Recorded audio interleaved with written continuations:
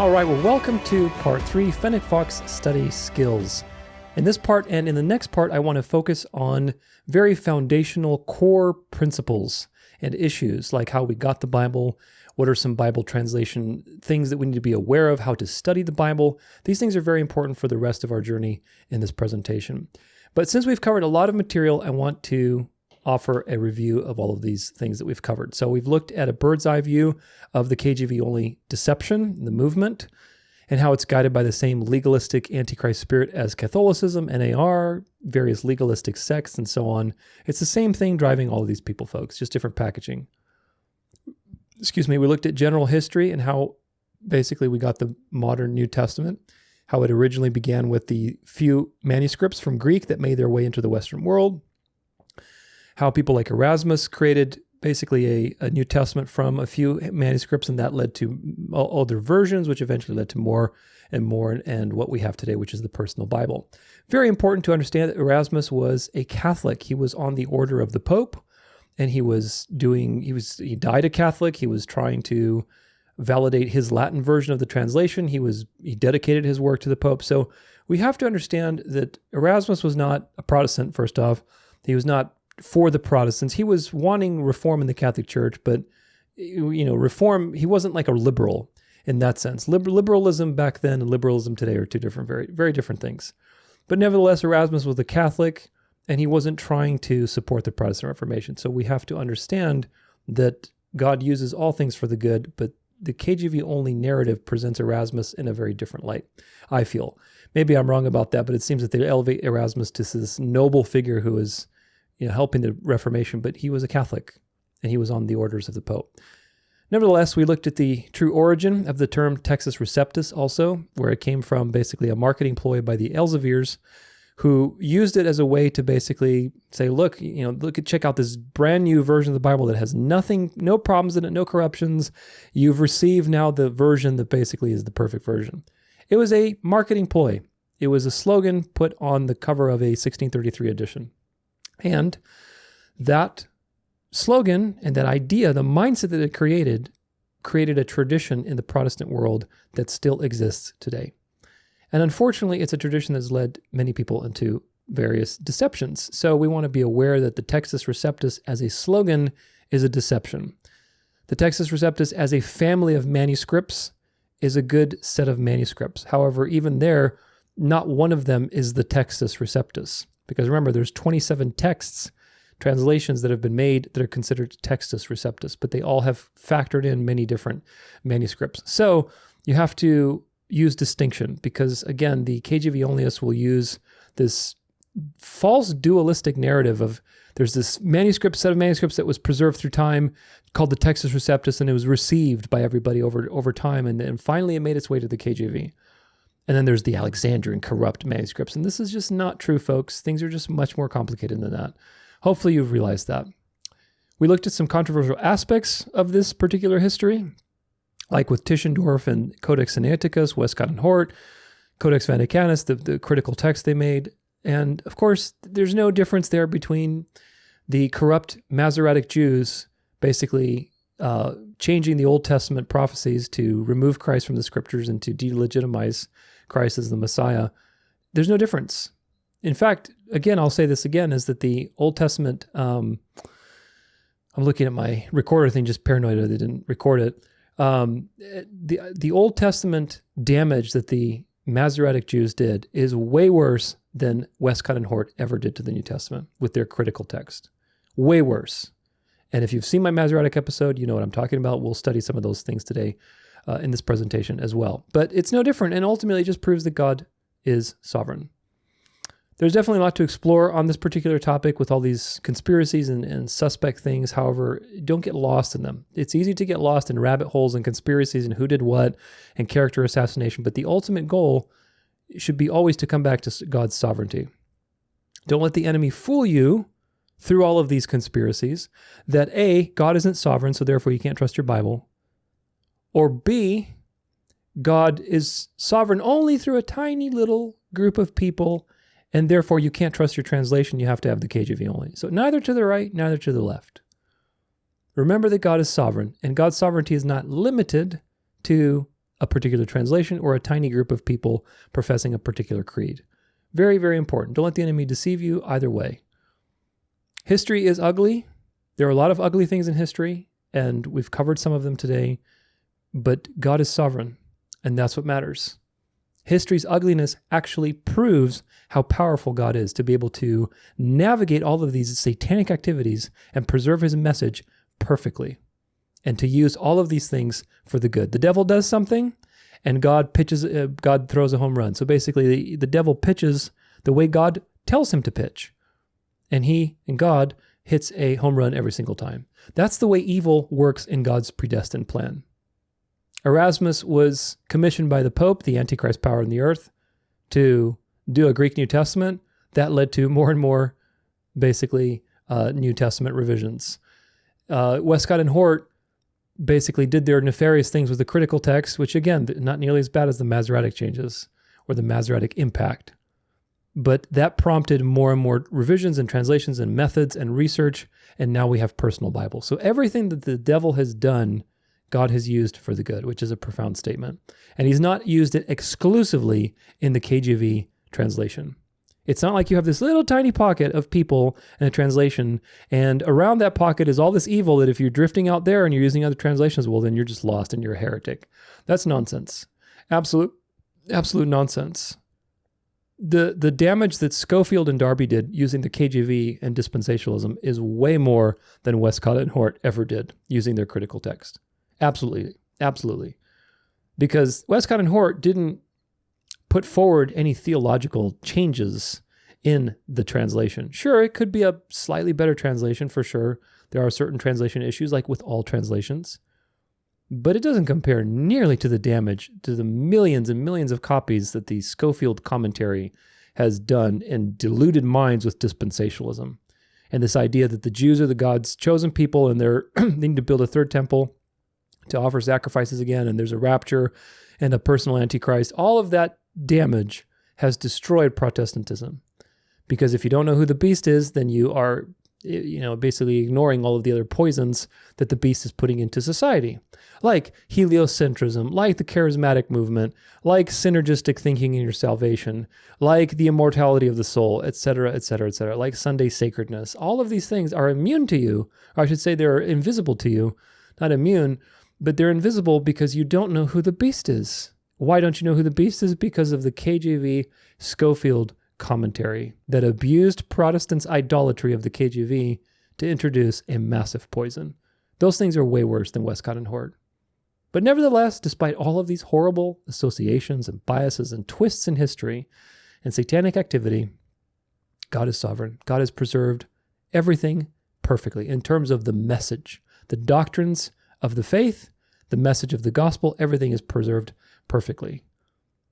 In the end, it doesn't matter because, again, you combine that with all the other things we said, like the 99% variants are meaningless, the 1% that are meaningful are not theologically impactful. And what do you get? Well, you get that God has preserved his message. That means you can trust the Bible.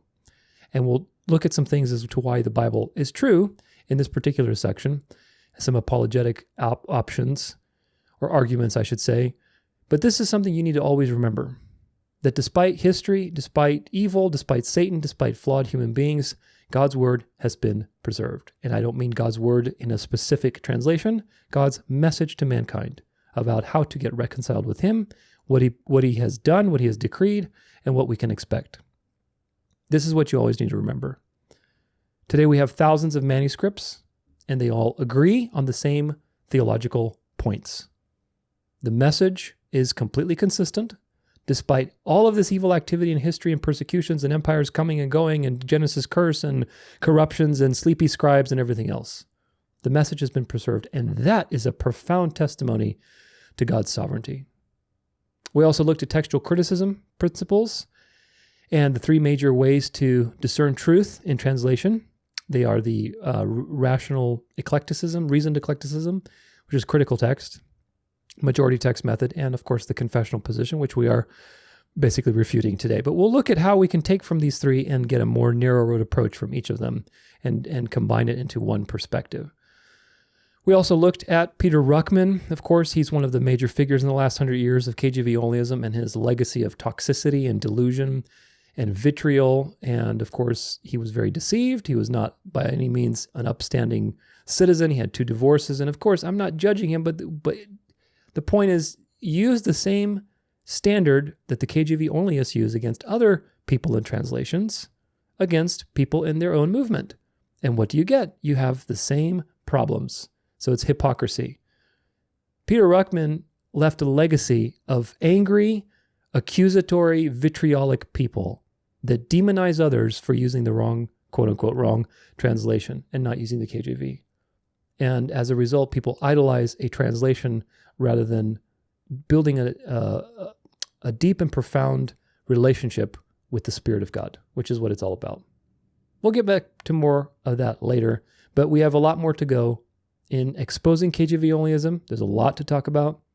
I wanted to take a little detour with this section and the next section to really focus on the basics before we get into that, so that you can have confidence in your Bible, i.e. the message, and in your Bible translation, i.e. the translation that you particularly have in your hands. Whether that's a KJV or an NLT, it doesn't matter. You can have faith in that translation to give you the core doctrines of Christianity. In this section, we're going to be talking about some sound arguments and basic principles on why you can trust the translation you have.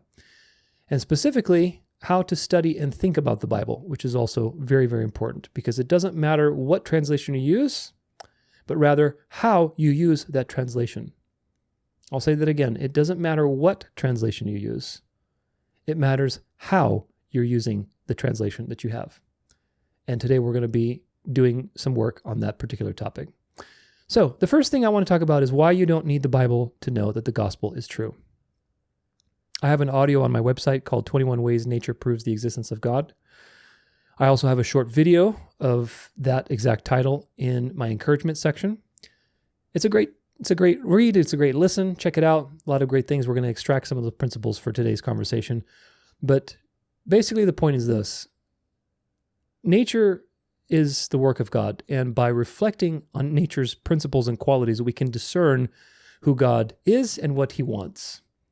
In Romans 1, verse 20, it says the following, if I can click on it, if it gets to where it needs to go.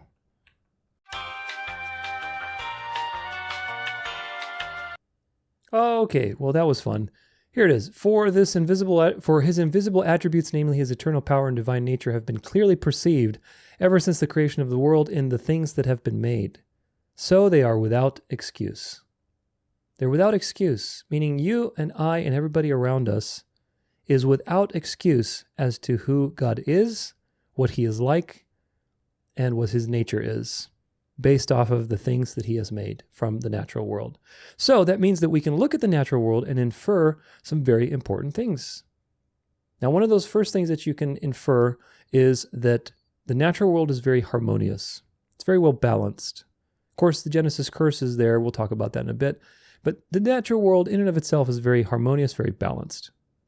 In order for it to be that balanced, it means that the creator of this system has to understand balance and justness and fairness and both sides perfectly. He has to be perfectly wise and therefore perfectly just and fair. He has to understand when is the right time for what and how much of this and how much of that, how little a bit of that and how little bit of this. So harmony in nature proves to you that the Creator is perfectly just, which is very important. Conscience also is something that we see in ourselves and animals. We have a general objective moral standard that is written on our hearts. We know that killing is wrong. We know that stealing is wrong. We know that adultery is wrong. We know that coveting is wrong. We know that lying is wrong. All these things are wrong, and we know that. Even animals, like you see these cute little videos of dogs where, dogs are more extroverted, so it's easier to tell on them, but all animals have a conscience. But dogs especially, like if you see them, they chewed up something and then the owner comes up with the shoe that's chewed up and said, "Did you chew on this?" And the dog is like, putting their nose down and feeling totally guilty. And it's just like, okay, even if a dog who has a much smaller brain than you have can experience guilt or joy or all these different emotions, they have a conscience. There's a conscience there that can recognize what is good or evil in some degree. There's videos of monkeys helping birds out of water and altruistically saving them because they know that it's good to rescue that bird because it's dying, it's suffering. There's videos of like a hawk, for example, coming in to try to get one of the chickens in somebody's yard, and the other animals and the goats pitching in to protect the chicken from the hawk because they don't want their friend to go get eaten. So there's a conscience in living beings, and that conscience is a testament to the fact that there are objective moral truths, and as a result, there is an objective moral truth giver. The lawgiver and the laws all are testified to by a conscience. The universe as a mechanical system does not give rise to morality or universal moral truths. You need a universal moral lawgiver to give moral laws. And the conscience is a testament to that, both in us and in animals. There's also something called rhythmicity in nature. Everything is very rhythmical and on patterns, waves, basically everything has a frequency, that kind of thing. Everything has a timing, a repetitive timing, a cycle. Everything is cyclical. So the natural world is full of these types of repetitive, rhythmical patterns, which is very important because it teaches you that the person who created these things is very consistent. The rhythmicity of the universe, that you can trust that the sun is going to be back up in 24 hours. Of course, it depends on the time of the year, how much daylight you have, but the total time of a day is 24 hours, every single day, 24 hours. You can count the sun's going to come back. The moon is going to come in the sky. Water is going to do what water is going to do. It's going to find its level. If you drop a heavy object, it's going to fall. There are consistent laws to the universe, and that's important. And of course, rhythmicity and timing is one of the things we're talking about with that, which is that the creator of these things must be completely consistent because these are a reflection of his consistency. He is. God is. He just exists. And of course, that takes me to the next point, which is cause and effect. One thing that you can surely observe is that everything in this universe is based on cause and effect. Something happens, then that leads to something else, and that leads to something else. Everything happens in a sequence. And of course, the natural question is when you're observing these things and if you follow them backwards, you say, well, what was the first thing to happen? What was the first thing that caused all of these? And of course, if you don't have an uncaused cause, you have no explanation for that. You say, well, it just kept infinitely causing itself. Well, that's not possible. You can't exist in a situation where something is just uncausing itself, which basically was what a lot of people today believe in the physics world, and they're trying to finagle their way around having to accept God as the cause. And so they say, well, the universe has been around. I guess there's a big bang, and then there's a contraction, there's another big bang, and that process has just been eternally happening. So basically what they're saying is that the universe is its own uncaused cause, that the universe is eternal, and that the universe is basically God. And sorry, I just have something in my eye that keeps annoying me. I think it's an eyelash, but the universe is its own uncaused cause. So that doesn't make sense because the universe is a created thing. We know that from the Bible. We also know that from looking at empirical evidence. The universe is created. So you have to have an uncaused cause. And that means that whatever caused this is itself causeless. The creator himself is self-existent. And that's a profound understanding, because that means that his existence is vastly different from ours. He's the source of life.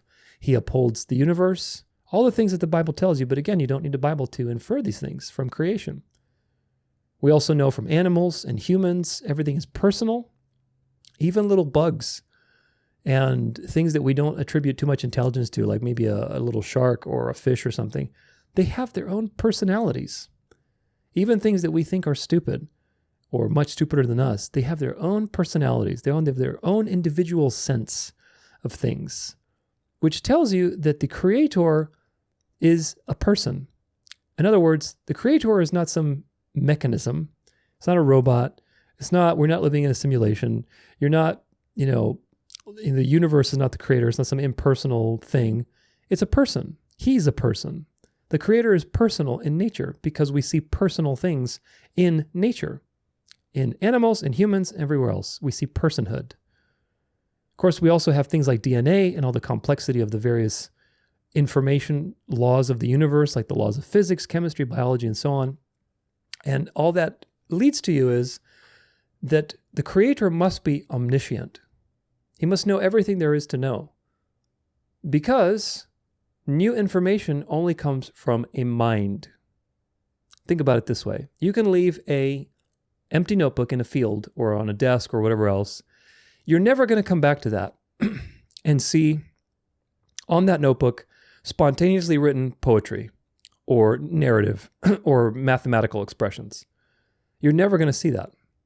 That's new information. And that new information can only be generated by a mind. A mind is what generates new information. This is actually one of the arguments against evolution, because there's no way for evolution to produce new information in its model with genetics.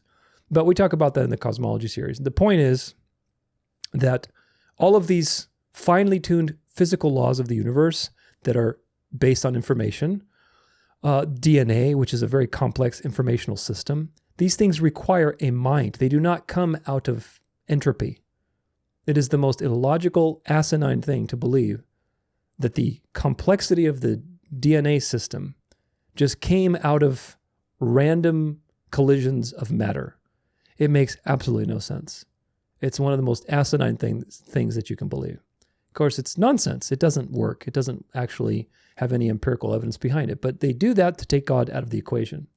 So you need a mind, and this is one of the best arguments, really. It's the fine-tuning argument, which is that the universe is so finely tuned with all these constants, these rules, which are basically information. They're the coding of the program. And of course, code is information, which requires a mind. So the Creator also is the ultimate mind, and he's omniscient. You also have two other ones that I want to talk about, which is interdependence and impermanence. If you observe nature, you can see that everything is interdependent with one another. Very interesting situation, because everything requires something else, right? If you are an animal, you have to run around and eat something, or you might get eaten by something else that depends on you. Or maybe you are a vegetarian animal and you eat the plants, and the plants are dependent on the sun and the water and the earth. Everything is in a relationship with something else. The idea that you are independent is actually an illusion, which of course is very prevalent today in our Western society, but everything is interdependent. It's like that, what are those called? Not the Dyson sphere, but it's like a Hoberman sphere. I think it's called a Hoberman sphere. I think it's called that. I may be wrong, but it's a Hoberman sphere where they open it up and it expands, and all these little points are related to each other, and so they expand simultaneously. It's really cool. It's a fun little thing to use for presentations, but I have one somewhere laying around. Maybe I got rid of it.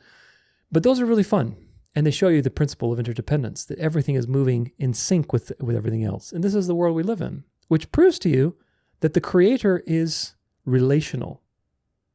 Now, there's two ways to understand this, and of course,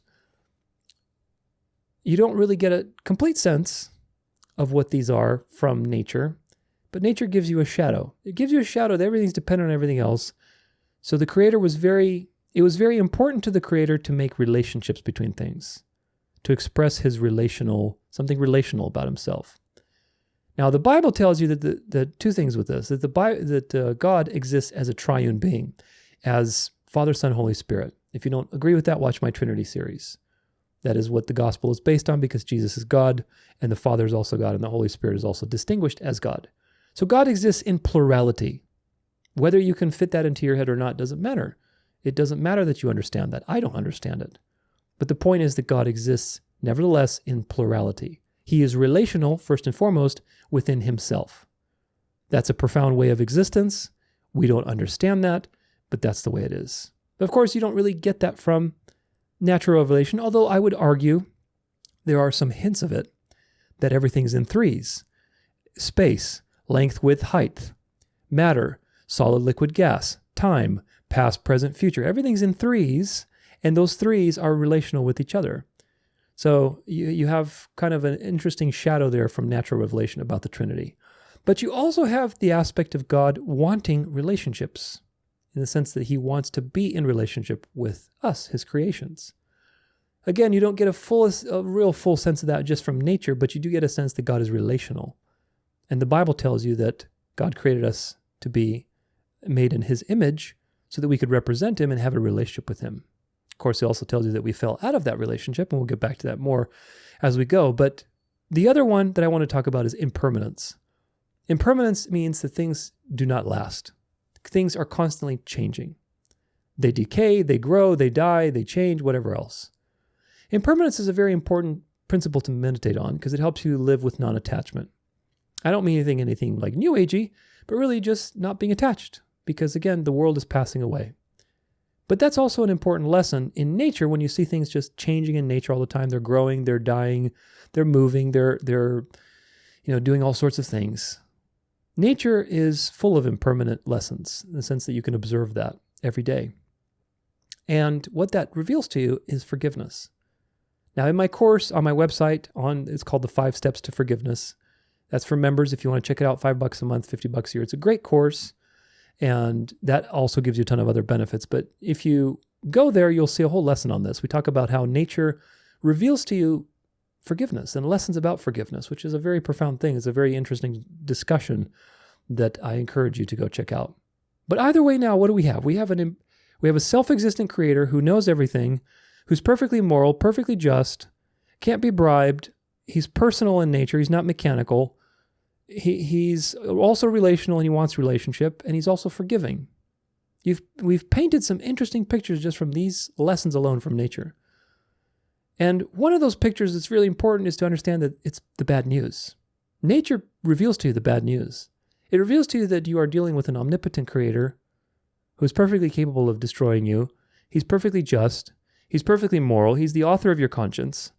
By the time you even realize that such a being exists, and you come to terms with the creator as you're supposed to, not a false god, but as you're supposed to through natural revelation and inference, using your senses and your mind. By the time you come to terms with that, there's a real problem. And the problem is that you have committed countless sins against this being. You have misrepresented this being, you have hurt others, you've hurt yourself, you've hurt animals maybe, and you have to pay because God is just. God is not going to let you, pass under the radar of justice and get away with your crimes. He knows everything. He's omniscient. We've established that. And he's perfectly moral. So that's a real problem. And when you realize that, by the time you realize it, you're already guilty. So the next logical conclusion, which is what Romans 1:20 says, so you have no excuse. Next logical conclusion is panic, because you need to figure out, how can I reconcile myself with this being? How do I reconcile myself and I can pay for my crimes without having to basically be executed? Because that's the highest payment that I can pay, is being executed. So all of this reveals the bad news. And the question is, how is there good news, right? Where is the good news on this? There has to be some good news. Because again, there's evidence that God is forgiving through nature. There's evidence that God is moral and perfectly moral. He's good. That he's gentle. You see things like puppy dogs, roses and butterflies, rainbows, clouds. All these things are very gentle. There's a lot of gentleness in nature. Of course, there's a lot of fury too, which reveals God's character as well. There's justice and mercy. But nevertheless, there's hints. There's hints that there could be a solution to this problem. This great problem of the universe that you need to remember, because it's going to arm you to talk to religious people and also unbelievers. And you'll understand why in just a minute.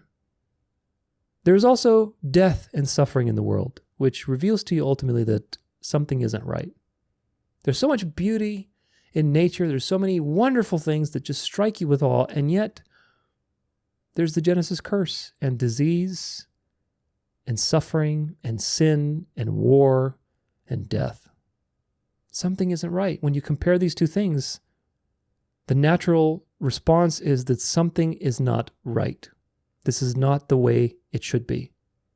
Based on all of these beautiful things that point to an omnipotent creator who is completely moral and completely perfect, why is there so much evil in the world? Why is there death?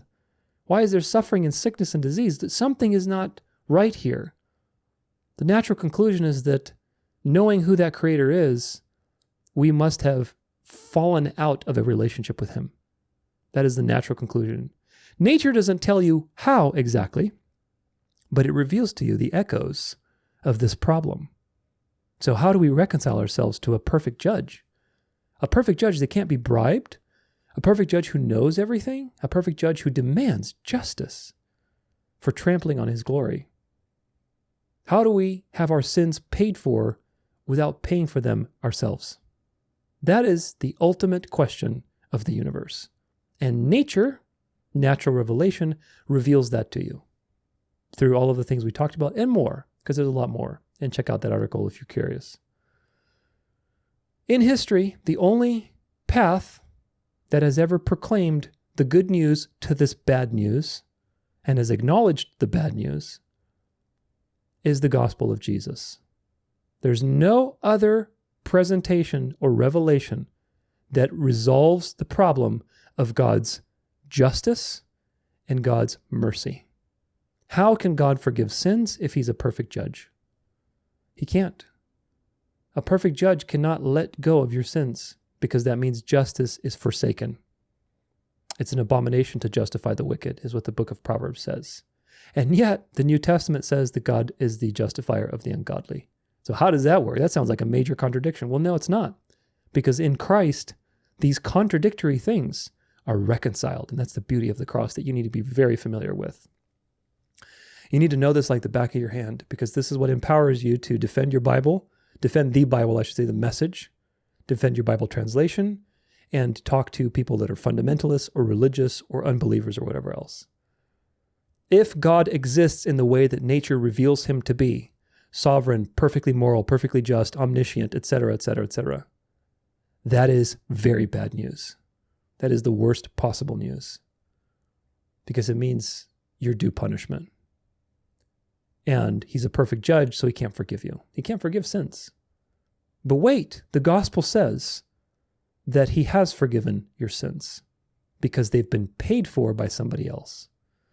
They've been paid for by somebody who is perfectly perfect as God, but lived a human life so he could reconcile these two opposing things, humanity and godhood, in himself. That he was the perfectly appeasable payment to God. See, the problem is if somebody else volunteers to pay for you, that doesn't work. Because every human has a guilt, has a sin debt. I can't pay for you and you can't pay for me. If I were to volunteer to die in your place, I'm just paying for my own sins, and vice versa. So you need somebody who is sinless. And also, because God had passed over so many countless sins over the thousands of years that history has been around, and allowed his glory to be trampled on by humanity, the payment that's offered has to have infinite value. So even if there was a human being who was sinless but wasn't divine and God in the flesh, it would not pay for all of those sins and it wouldn't redeem the glory of God. This is why the incarnation resolves all of these problems. And the gospel is the only claim in all of history to present these things to you as the solution to the bad news. All of this is summarized in Romans 3, verse 21 through 26. But now the righteousness, let me see if that's, yeah, you see it. But now the righteousness of God has been manifest apart from the law, although the law and the prophets bear witness to it. The righteousness of God through faith in Jesus Christ for all who believe. For there is no distinction, for all have sinned and fall short of the glory of God, and are justified by his grace as a gift through the redemption that is in Christ Jesus, whom God put forward as a propitiation, that means payment, by his blood, to be received by faith. This was to show God's righteousness, because in his divine forbearance he had passed over former sins. It was to show his righteousness at the present time, so that he might be just and the justifier of the one who has faith in Jesus. These are probably, I think, some of the most important verses on the gospel in the New Testament. That sounds like a big claim, and it is, because this explains to you how the problem of the universe, which is God forgiving anybody in light of the fact that he's just, how that problem has been solved in Jesus. And you are aware of that problem from natural revelation. So the natural revelation reveals to you the issues, and it makes you desire a solution, dark to light, the original dark to light. And this is the point. Every translation can give you this truth. This is not limited to the KJV. In Romans 10, verse 14, it says that hearing comes by way of faith comes by hearing the word. That doesn't mean hearing the word in a particular translation. It's hearing the word. Do you get it? On one, there's a superficial meaning, which is like, okay, you need to be preached the gospel so you can have a chance of believing it or not. That's the superficial meaning. But there's a deeper meaning, because there's many people who are preached the gospel and they don't believe, like the Pharisees. So what's the deeper meaning? The deeper meaning is hearing the word, hearing Jesus in the preaching. Do you understand? That's why God can use anybody, whether it's an NLT, if you're a newbie and you just want to help people learn the gospel and you have your NLT Bible and you go out in the mall and you've never preached to anybody before and you're preaching the gospel, do not discount God's ability, perfect ability to use you to reach that one elect person. Maybe all these people are just passing by you and cursing the day you were born. But there's that one person having their coffee at a far off table and he hears you or she hears you and she comes up and she's able to believe. Do not discount God's ability to do that. For that person to hear Jesus, the word, in your preaching of the word. So this is the point, is that the word is Jesus. And that information, the gospel, Jesus, the message, is heard from any translation. Any average translation. We're not talking about like the Passion or the Message. Those are not translations. But even then, again, God can use the foolish things to shame the wise. God is completely sovereign. So we should not be setting limits on what he can and can't do, because there is nothing that God can't do. There's nothing impossible for God. That's in the Old Testament and the New Testament. So this is the big problem of the universe, is that how do you reconcile yourself to a perfect judge? How can he forgive you and let you live when he has to enact justice? And the gospel is the only answer to the revelation around you of the bad news. And of course, for 1600 years, to believe that for 1600 years that revelation wasn't made known until the KJV is absolute nonsense. So conclusion, you don't need to know everything about the Bible. You don't need to be a Bible scholar to know that the gospel must be true. It must be true based on the claims that it makes to solve this problem, which is evidently obvious to you by observing nature. It must be true. Nature reveals to you the bad news, and also that there must be a solution, because God is merciful, God must be loving, God must be gentle. Some way there must be a solution to this bad news. And of course, the gospel coming into history and claiming all of the truths that it claims about our relationship with God, how we fell away, how we need to be reconciled. The gospel is the only one that solves this problem. By redeeming God's justness and offering a perfect propitiation. It was God who was dying on the cross, folks. God experienced death on the cross, which is something you're going to marvel at for the rest of eternity. It's not just that Jesus was human. Jesus was human and God. If he was only human, then you have a major problem with the gospel, because a human created being cannot redeem the infinite glory of the Creator, having passed over sins for thousands and thousands of years. Jesus was equally God as he was equally man. He was the perfect propitiation made in the human image, and also he was fully divine and God, to be able to be offered as a perfect payment for God's infinite glory. And that is the way this problem is solved, through the mystery of the incarnation. Such a profound, profound truth. And of course, that message, again, is available everywhere. It's so simple, but most people stumble over it because they've been deceived by religion, by tradition, by demons, by all sorts of things. And that message is completely intact. It's been preserved for the last 2,000 years, for the last however many thousands of years, actually, if you include the Old Testament. And it's simple, it's easy, and it's very profound, regardless of the translation that you're using. So, very important now, how do we study, or how do we know that the Bible is true? How do we know that the Bible is true? That's a good question. How do we know that the message that God delivered, and that we're talking about now, and that we confirm with natural revelation, how do we know that that message is true? Everything I've relayed to you about the bad news and the good news, how do we know that this is true? Well, there are some great apologetic things that you need to familiarize yourself with. All of these are, in and of themselves, a conversation to explore on your own time. I'm going to give you some good bullet points to check out. But if you find that yourself, you're very interested about these things, I highly recommend that you find some good apologetics channels and you look into these particular topics. It's important to understand that God does not want you to have blind faith. He doesn't want you to sit there with your mouth open, spoon feed me. He wants you to engage the truth, to flex your faith muscle, and to be a Berean, to be a fox, be a Fennec fox, pay attention, sniff out, the truth, and dig a little deeper. All these things are very important. He doesn't want you to be complacent. So he's given us plenty of evidence for his existence, both in the natural realm and through the preservation of the Holy Scriptures. So here's a couple of things that you can be familiar with as to why the Bible, the message, not the translations, the Bible, the message is true. First one is Bible prophecy. There are hundreds of prophecies in the Bible. Most of them have come true and been fulfilled already. A good example is Daniel's 70 weeks, which I have a whole episode on in my End Time series. And there are over 300 relating to Jesus and his ministry and the Messiah, which proves to you that God is sovereign over time. Of course, there are people who are apostates or unbelievers or critics that say that, look at these failed prophecies, look at this, look at that. 100% of the time, 10 out of 10 times, what they do is they take these prophecies out of context.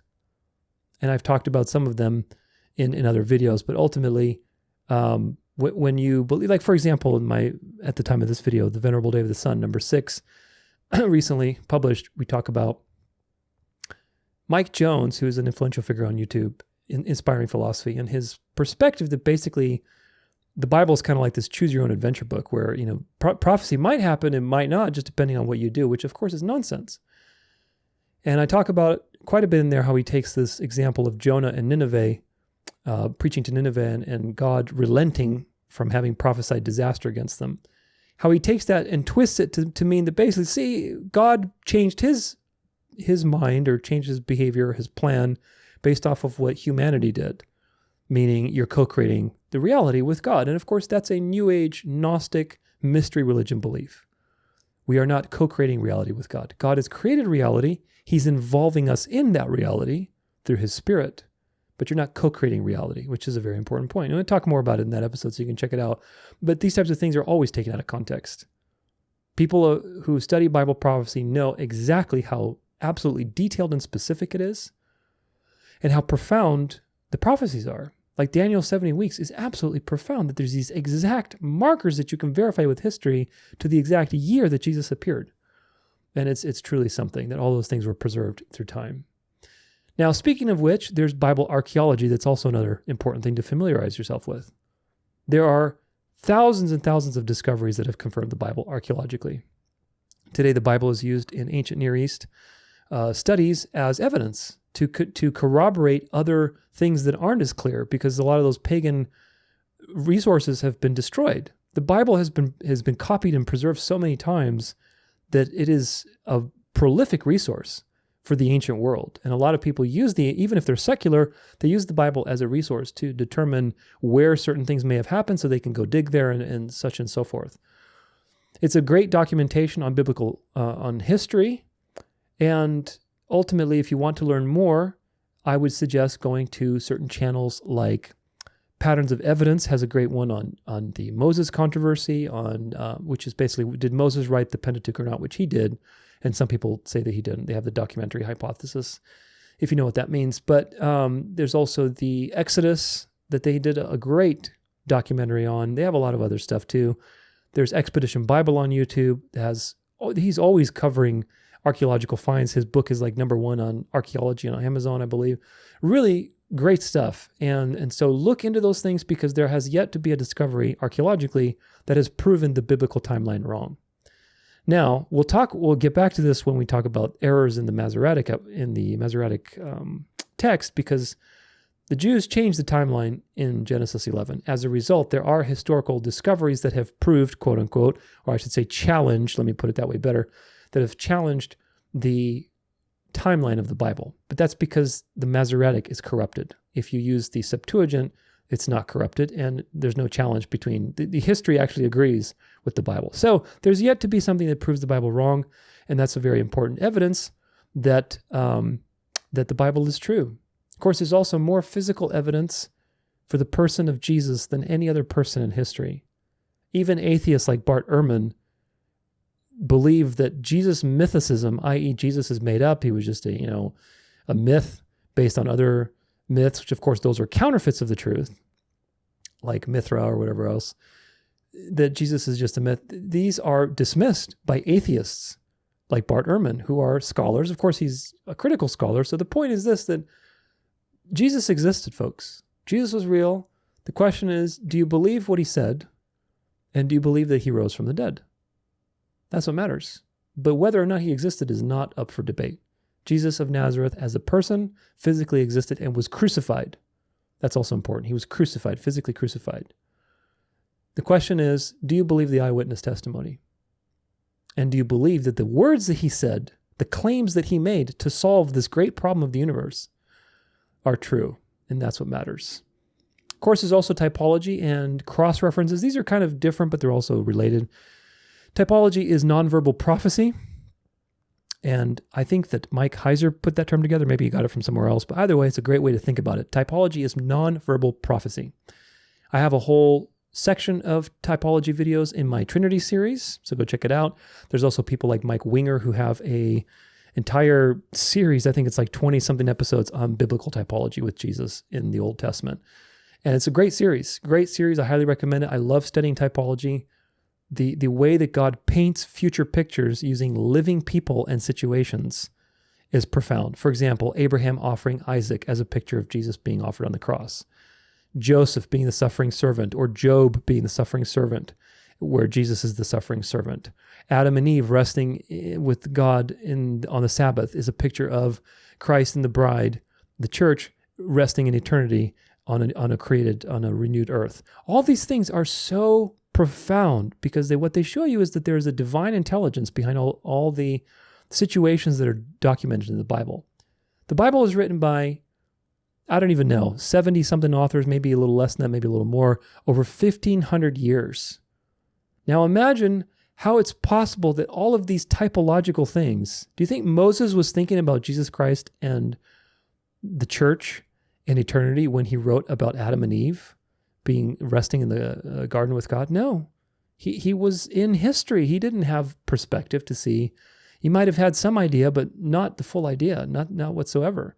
So this is the profound thing that proves to you that there's an overarching hand that has guided all of these authors from different places, from different perspectives, from different times and cultures, different socioeconomic places, to create a completely consistent message. Cross-references tie into that as well. There's this study that I have referenced, and I think it was done in like 10 years ago or something, but it mapped about 60,000 plus cross-references between the entire Bible, which is really profound because that is impossible if the Bible was just this hodgepodge thing, haphazard thing that was put together by all these different people over, hundreds and hundreds of years. That's impossible. It's impossible for so many people from so many different places and over such a long period of time to coordinate so exquisitely well through typology, through cross-references, through a consistent message. That's impossible. It is mathematically and categorically impossible, which proves to you what? It proves to you that there's an overarching supernatural phenomenon here that has guided the process of this book to come into life, which of course you don't see with people with books like the Book of Mormon or the Quran or these other pagan texts. You don't see any of that. You don't see Bible prophecy. You don't see archaeological evidences. You don't see typology and consistent narrative over 1,500 years. You see constant contradictions. The Quran is full of contradictions. The Bible doesn't have any contradictions. The things that do appear as contradictions are there either because, let me point an important picture, either because there's something lost in translation, number one, either because there's an actual error in the translation, which we'll get to. You'll see a couple of examples in the KJV. Doesn't mean the message is corrupt. It means the translation was made poorly. There's an error there, and you can discern what the error is, and therefore you can discern the true meaning, and there is no contradiction. Or number three, there's an option to go deeper. Book of Chronicles says Satan incited David. Book of Kings says the Lord incited David. Well, which one was it? That seems like a contradiction. Well, it's not a contradiction. That's an opportunity for a deeper dive in theology. Because if you studied the book of Job, If you know how Satan asked Jesus for permission to basically sift Peter like wheat, then you realize the relationship between God and the devil is a top-down one, where the devil's on a leash and he asks God for permission to do various things. And whatever he does do, God allows so that God can be glorified through it. That's the relationship. You don't need much on that. You just need the book of Job and a couple other instances.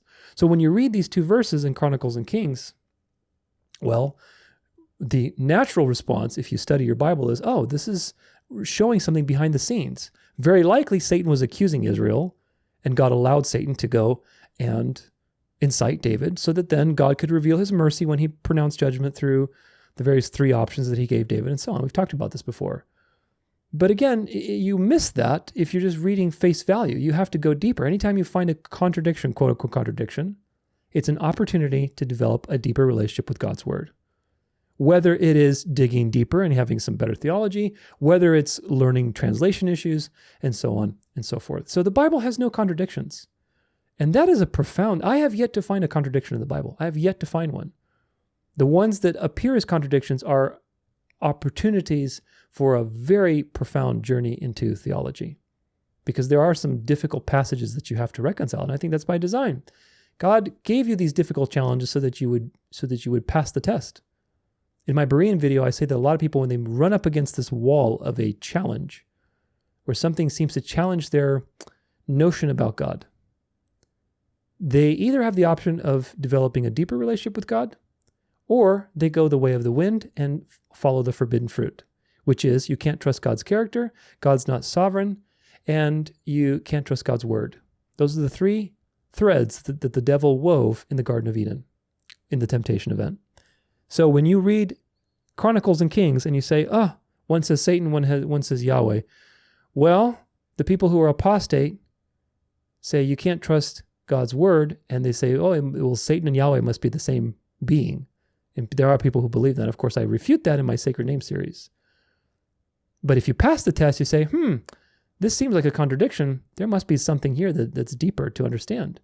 And as a result, you go towards the tree of life, not the tree of knowledge, right? That kind of thing. Now, there's also underdog details, and these are basically details that are more applicable to the New Testament, but they are applicable to both the Old and the New Testament. But they're interesting details because they're underdog means, the underdog, the one you least expect, and yet makes it to the surface. The first one is undesigned coincidences, which are very interesting situations. They're very small, tiny, obscure details that couldn't be there by intentional planning, in the sense that they weren't put there to try to convince you of anything. They're small details that prove that people who are reporting these details to you all corroborate each other's stories. And the more you study this, the more you realize that God basically encrypted the truth through various witnesses. Again, interdependence, relational. God is relational. So God encrypted the truth through these various witnesses, and the way you know that is by studying undesigned coincidences, because they're very unlikely to be coordinated on purpose. So what is an undesigned coincidence? Well, let's take a look and see what it is. This is an article from Bible Gateway blog, and it's an interview of this woman named Lydia McGaw, and basically her book, Hidden in Plain Sight, Undesigned Coincidences in the Gospels and Acts. So the interview goes, what do you mean by undesigned coincidences? An undesigned coincidence is an incidental interlocking between reports that points to the truth. Give two or three examples of undesigned coincidences. Lydia McGraw. It's often easiest to see what an undesigned coincidence is from examples. In Matthew 14, verse 2, Herod is musing about who Jesus can be, and he says that maybe Jesus is John the Baptist risen from the dead. Only Matthew mentions that Herod made this guess to his servants. So out of all the Gospels, only Matthew mentions that this was made to his servants. This might make us wonder how Matthew knew what Herod was saying to his servants. Like, how did he have that obscure detail? Was this detail something Matthew made up? But in Luke 8, verse 3, we find a list of women who were Jesus' followers and contributed to his ministry. Among these is Joanna, the wife of Chusa, who was Herod's steward. This is a very plausible route by which Jesus' followers might have learned about what was going on behind the scenes in Herod's household. But Luke isn't talking about Herod or about John the Baptist. It's a completely different context, and Matthew doesn't give any explanation of how he knows what Herod is saying to his servants. So do you get the point? These are two witnesses talking about completely two different things, and their testimony aligns on this particular issue. Luke is mentioning Joanna, has nothing to do with Herod. He's just mentioning the people who are supporting Jesus' ministry, and Joanna was the wife of one of Herod's stewards. Okay, well, that's just there. It's just a detail. But then when you corroborate it with Matthew's gospel, that Matthew says, oh, Herod was talking like this to his servants. Well, how do you know exactly? Was he there? Well, he probably found out through that line of communication. Chusa talked to his wife Joanna. Joanna talked to one of the disciples. Their disciples ended up telling, Matthew when he was writing down, oh yeah, Herod was talking to his servants this way. So that proves to you that this is an authentic story, which is really a profound thing. There's a lot of these types of undesigned coincidences. Moving on. Here's another. In Acts 18:5, Paul is in Corinth preaching, and at first he's working as a tent maker much of the time and preaching in the synagogue on the Sabbath. But verse 5 says that when Timothy and Silas came from Macedonia, Paul became completely devoted to the word, testifying to the Jews that Jesus was the Christ. Of course, Paul was always completely devoted to the word, so what difference did the arrival of Silas and Timothy make? Acts doesn't explain this. But over in 2 Corinthians 11, 8 through 9, Paul is pointing out how careful he was not to take money from the Corinthians. He reminds them that he was never a burden to them while he was there, and that when he needed money, the brothers who came from Macedonia supplied it. This means that while Paul was ministering in Corinth, some men came and brought money to him from Macedonia. This fits beautifully with Acts 18:5. This type of connection indicates that the author of Acts knew Paul's ministry model at particular times. When Timothy and Silas arrived, Paul could preach every day.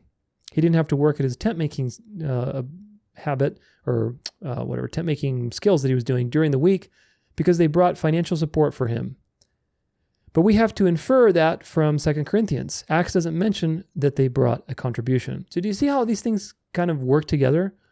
It just says that in the book of Acts, it says that, they came, and then now Paul could devote himself fully to the word of God. Well, why? You don't get a sense of why that is the case unless you correlate it to the other accounts. And the other accounts say that, basically, he was very grateful for their help financially and things like, okay, so that means that the person who wrote the book of Acts was very familiar with the ups and downs of Paul's ministry, with his having to do, basically sell tents and whatever else he was doing to make a buck.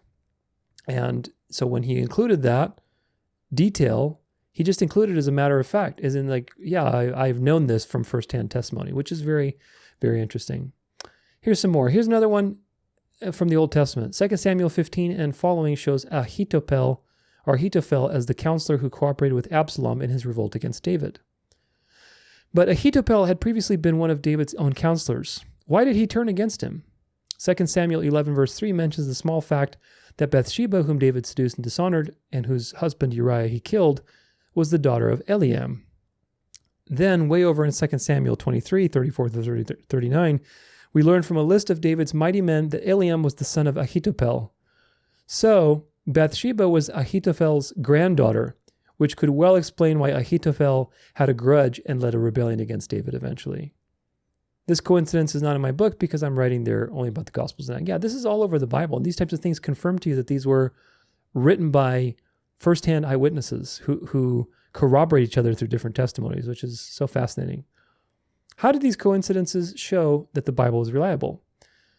When we start seeing again and again that the accounts fit together in these subtle ways, we're reasonably confident that they're reliable. If they weren't, we wouldn't expect to find this kind of jigsaw puzzle pattern. That's what we do find in truthful witness testimony. Reality, of course, fits together, and when different witnesses tell about it, they notice different things and remember different things. And putting what they say together produces a more complete picture. If they were just making stuff up or relying on poor information, this would not happen. Exactly. You wouldn't have all these little matches between obscure details. What can we learn about the authors of the books from these coincidences? We learn, first of all, that they knew what they were talking about. These accounts aren't made up of rumors or legends. In some cases, like the Gospels of John and Matthew, the authors may have been eyewitnesses themselves. I think undesigned coincidences support the conclusion that the author of Acts was a companion of Paul. We also learn that they intended to be truthful in a normal sense of the word.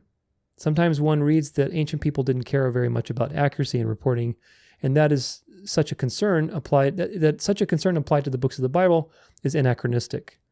I think that's false, and undesigned coincidences show that it's false.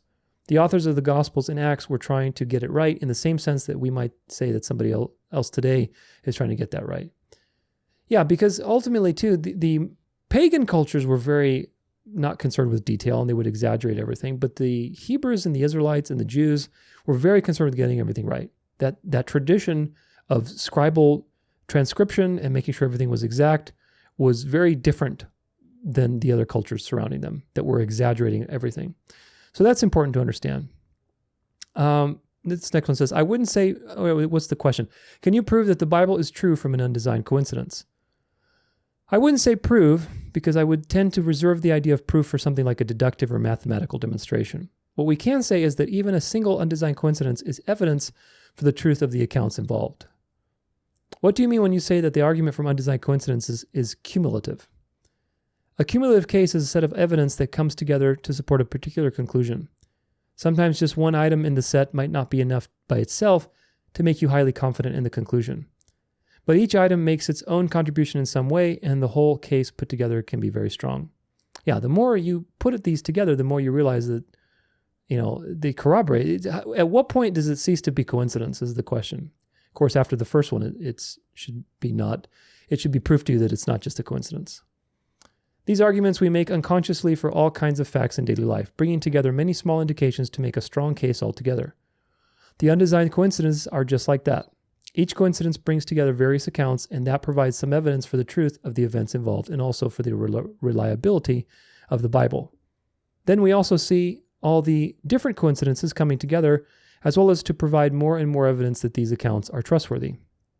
Even if one single undesigned coincidence doesn't fully convince you, when they keep piling up, you should be convinced. Absolutely. When they keep piling up one on top of the other, it's obvious that this is not something that's fabricated or made up, but rather these were eyewitness accounts that were together with each other and corroborating each other's testimony. Could these coincidences actually not mean anything? There's always the logical possibility of a pure coincidence, but often this is pretty improbable. It's possible that it's a coincidence that Matthew mentions what Herod was saying to his servants, and that Luke mentions Chusa, Herod's steward, as the husband of Jesus' follower, Joanna. But that's not the way to bet. This is also related to the cumulative case aspect. How many times does one want to say that this is just a coincidence? It gets very implausible after a while. Yeah, agreed. And there's many of these. Could these coincidences be faked by later authors reading earlier authors? As a bare possibility that can't be deductively ruled out, but all the evidence is against it. This is partly because they're so subtle. If John, for example, faked a coincidence with Luke, he sometimes had to write his own story in a puzzling way. In John 18, verse 33, Pilate asked Jesus if he's the king of the Jews, but John hasn't recorded any accusation that Jesus said he was the king. Why does Pilate ask this question? We find out only in Luke, an earlier gospel. Luke mentions that the Jewish leaders said that Jesus was putting himself forward as a king. So the earlier gospel explains the later one. It would be very convoluted for John to put in Pilate's unexplained question, "Are you the king of the Jews?" just in case a reader might notice that Luke tells why Pilate asked that. Do you get the point? Like, if he was trying to make that up, it's very convoluted, and it's a real far stretch for him to hope that you read it in the other gospel and you figure out why there's that coincidence there. The real likelihood is that they were all part of the same testimony and they're corroborating each other. So these are really too indirect to be of much use to someone trying to create a fake. In several cases, it's taken about 2,000 years for them even to be noticed. Yeah, these are some other things that we're noticing in the last couple hundred years, which is ongoing revelations from God in that sense of his word and deepening our relationship with the Bible. Those kinds of dovetailings happen naturally if the different accounts are true and reflect the incomplete memories or interests of those telling what happened. So do you see how God encrypted his truth, his message, through all these living witnesses that were flawed and human, that remembered different aspects of the story, but somehow they all corroborate each other with these obscure, tiny little details that are it's so hard to, fake these things. So I think there's more to this article. You can read it on your own if you want. Certainly I recommend it. These types of things are good to edify yourself with. But the point is this: embarrassing details, or I'm sorry, not embarrassing details, that's our next one. Undesigned coincidences are a powerful proof for the eyewitness reliability of the Gospels because it corroborates all the eyewitness testimony. Now, there's a channel on YouTube called Testify, and he has a little mini-series of these undesigned coincidences. These are short videos. They're like, little cartoon type of videos, but they're very well done. They're very great videos. They're like 5 or 10 minutes long on undesigned coincidences, which are just there's so many of them. And people who study them, you really realize how authentic these writings are, that they're not made up. They're firsthand eyewitness testimony, whether it's somebody who's writing it that was there or somebody who was there relating it to somebody else who's writing it. It's very pretty interesting. Now, the next one is embarrassing details. I've talked about these before, but the Bible's full of them. Embarrassing details like women's testimony, the death of the protagonist, apostles not believing Jesus, running away. These embarrassing details that you would not put in a story if you're trying to convince people of a particular worldview. You wouldn't put all these embarrassing details. And of course, these are proof that what you're reading is genuine. It's not trying to sell you anything other than reveal to you a true account of events that transpired. There's an interesting verse in John 20, verse 3 through 4, we're going to look at here, which is in alignment with all these things. This says, "So Peter went out with the other disciple, i.e. John, and they were going toward the tomb. Both of them were running together, but the other disciple outran Peter and reached the tomb first." Now, this is a really subtle thing, but if you corroborate it with other things, like where Peter basically, after Jesus describes Peter's death, how he's going to die, and Peter's like, "Well, what about John? How's he going to die?" So you get this picture of competitiveness because they're human beings. They're human beings. They were obviously probably competitive with each other. Who's the greatest? Who's the smartest? Who's this and that?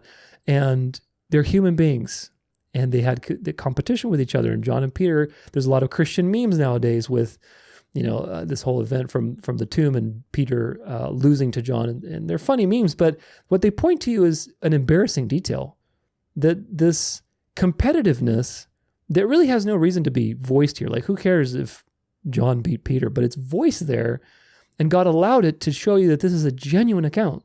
There's a human aspect to this that is genuine, has no desire to persuade you of anything. There's nothing, it's not like the story is made better by telling you that John won. These are subtle competitive things that are bubbling to the surface, which are very human. And they're very endearing in that sense too, because it's like, wow, this must be true. You can tell this is just real. This is real. These people were racing each other and, competing with each other and trying to see who's better and so on. These are embarrassing details. They're not flattering for your message, and yet they're included for a purpose. So see that mini-series from Testify. Testify has some good stuff with undesigned coincidences, and also I think he has some stuff on embarrassing details. But the point is this: the gospel is also extremely countercultural. Very countercultural. It's the most countercultural message you can have. And yet, despite all this, the gospel has survived through persecutions, empires, people being martyred brutally, scriptures being burned, political powers coming and going. All of these things have tried and have not failed. God's word has gone out into the world, and the gospel has been timeless and survived. And yet, it has no reason to, no logical reason, unless it's true, and if it's being guided by a supernatural power. Other than that, there's no reason for something so countercultural that offers you nothing in this physical world. Nothing that the world can offer you, let's put it that way. With all these comforts and, whatever worldly pleasures, the gospel doesn't offer you any of that.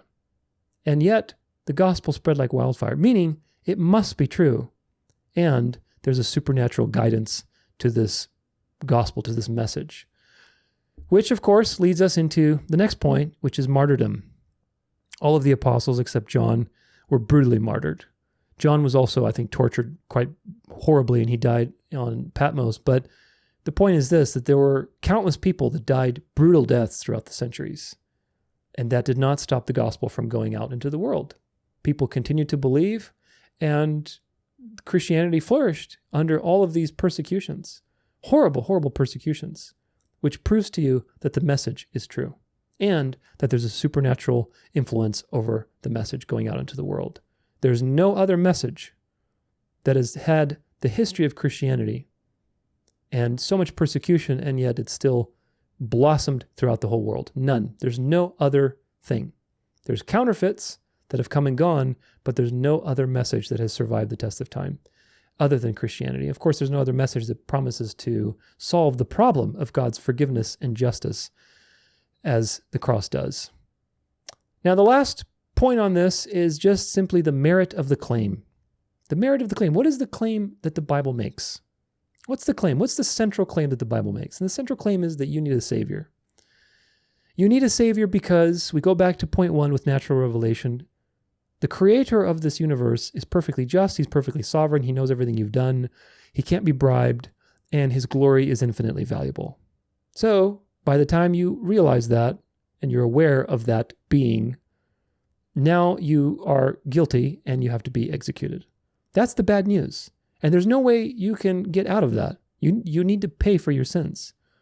So the question is, how do I solve this problem? And in history, the Bible, the scriptures, the gospel is the only source that has made the claim of solving this problem for you. And that claim stands the test of logic and reason. Because Jesus is perfectly human, meaning he's human, but he's sinless, and he's God. So he has perfect value. He has absolute value. The mystery of the incarnation, which the gospel proclaims to you through Jesus as being both God and man, solves the problem of God being just and also merciful at the same time. And it is the only message in history that claims to solve that problem through a propitiatory sacrifice by God himself, which is a profound statement. No other message in history even comes close to that. Of course, there's counterfeits as anything else, but the gospel is timeless. So the claim itself that you need a Savior because you're wicked and you're a slave to this world and you need God to pay for your sins because you can't pay for them without just giving your life is a good claim, and it's true. So the merit of the claim is good. It's true. It's 100% valid, and it's validated by history, archaeology, all these other things like undesigned coincidence, embarrassing details, all the things we talked about. It makes sense. It makes 100% sense if you understand the nature of God. All of these religions, these synergistic religions, the pagan religions, Judaism, Islam, Catholicism, the reason they work is because they create an alternative God that doesn't exist, by the way.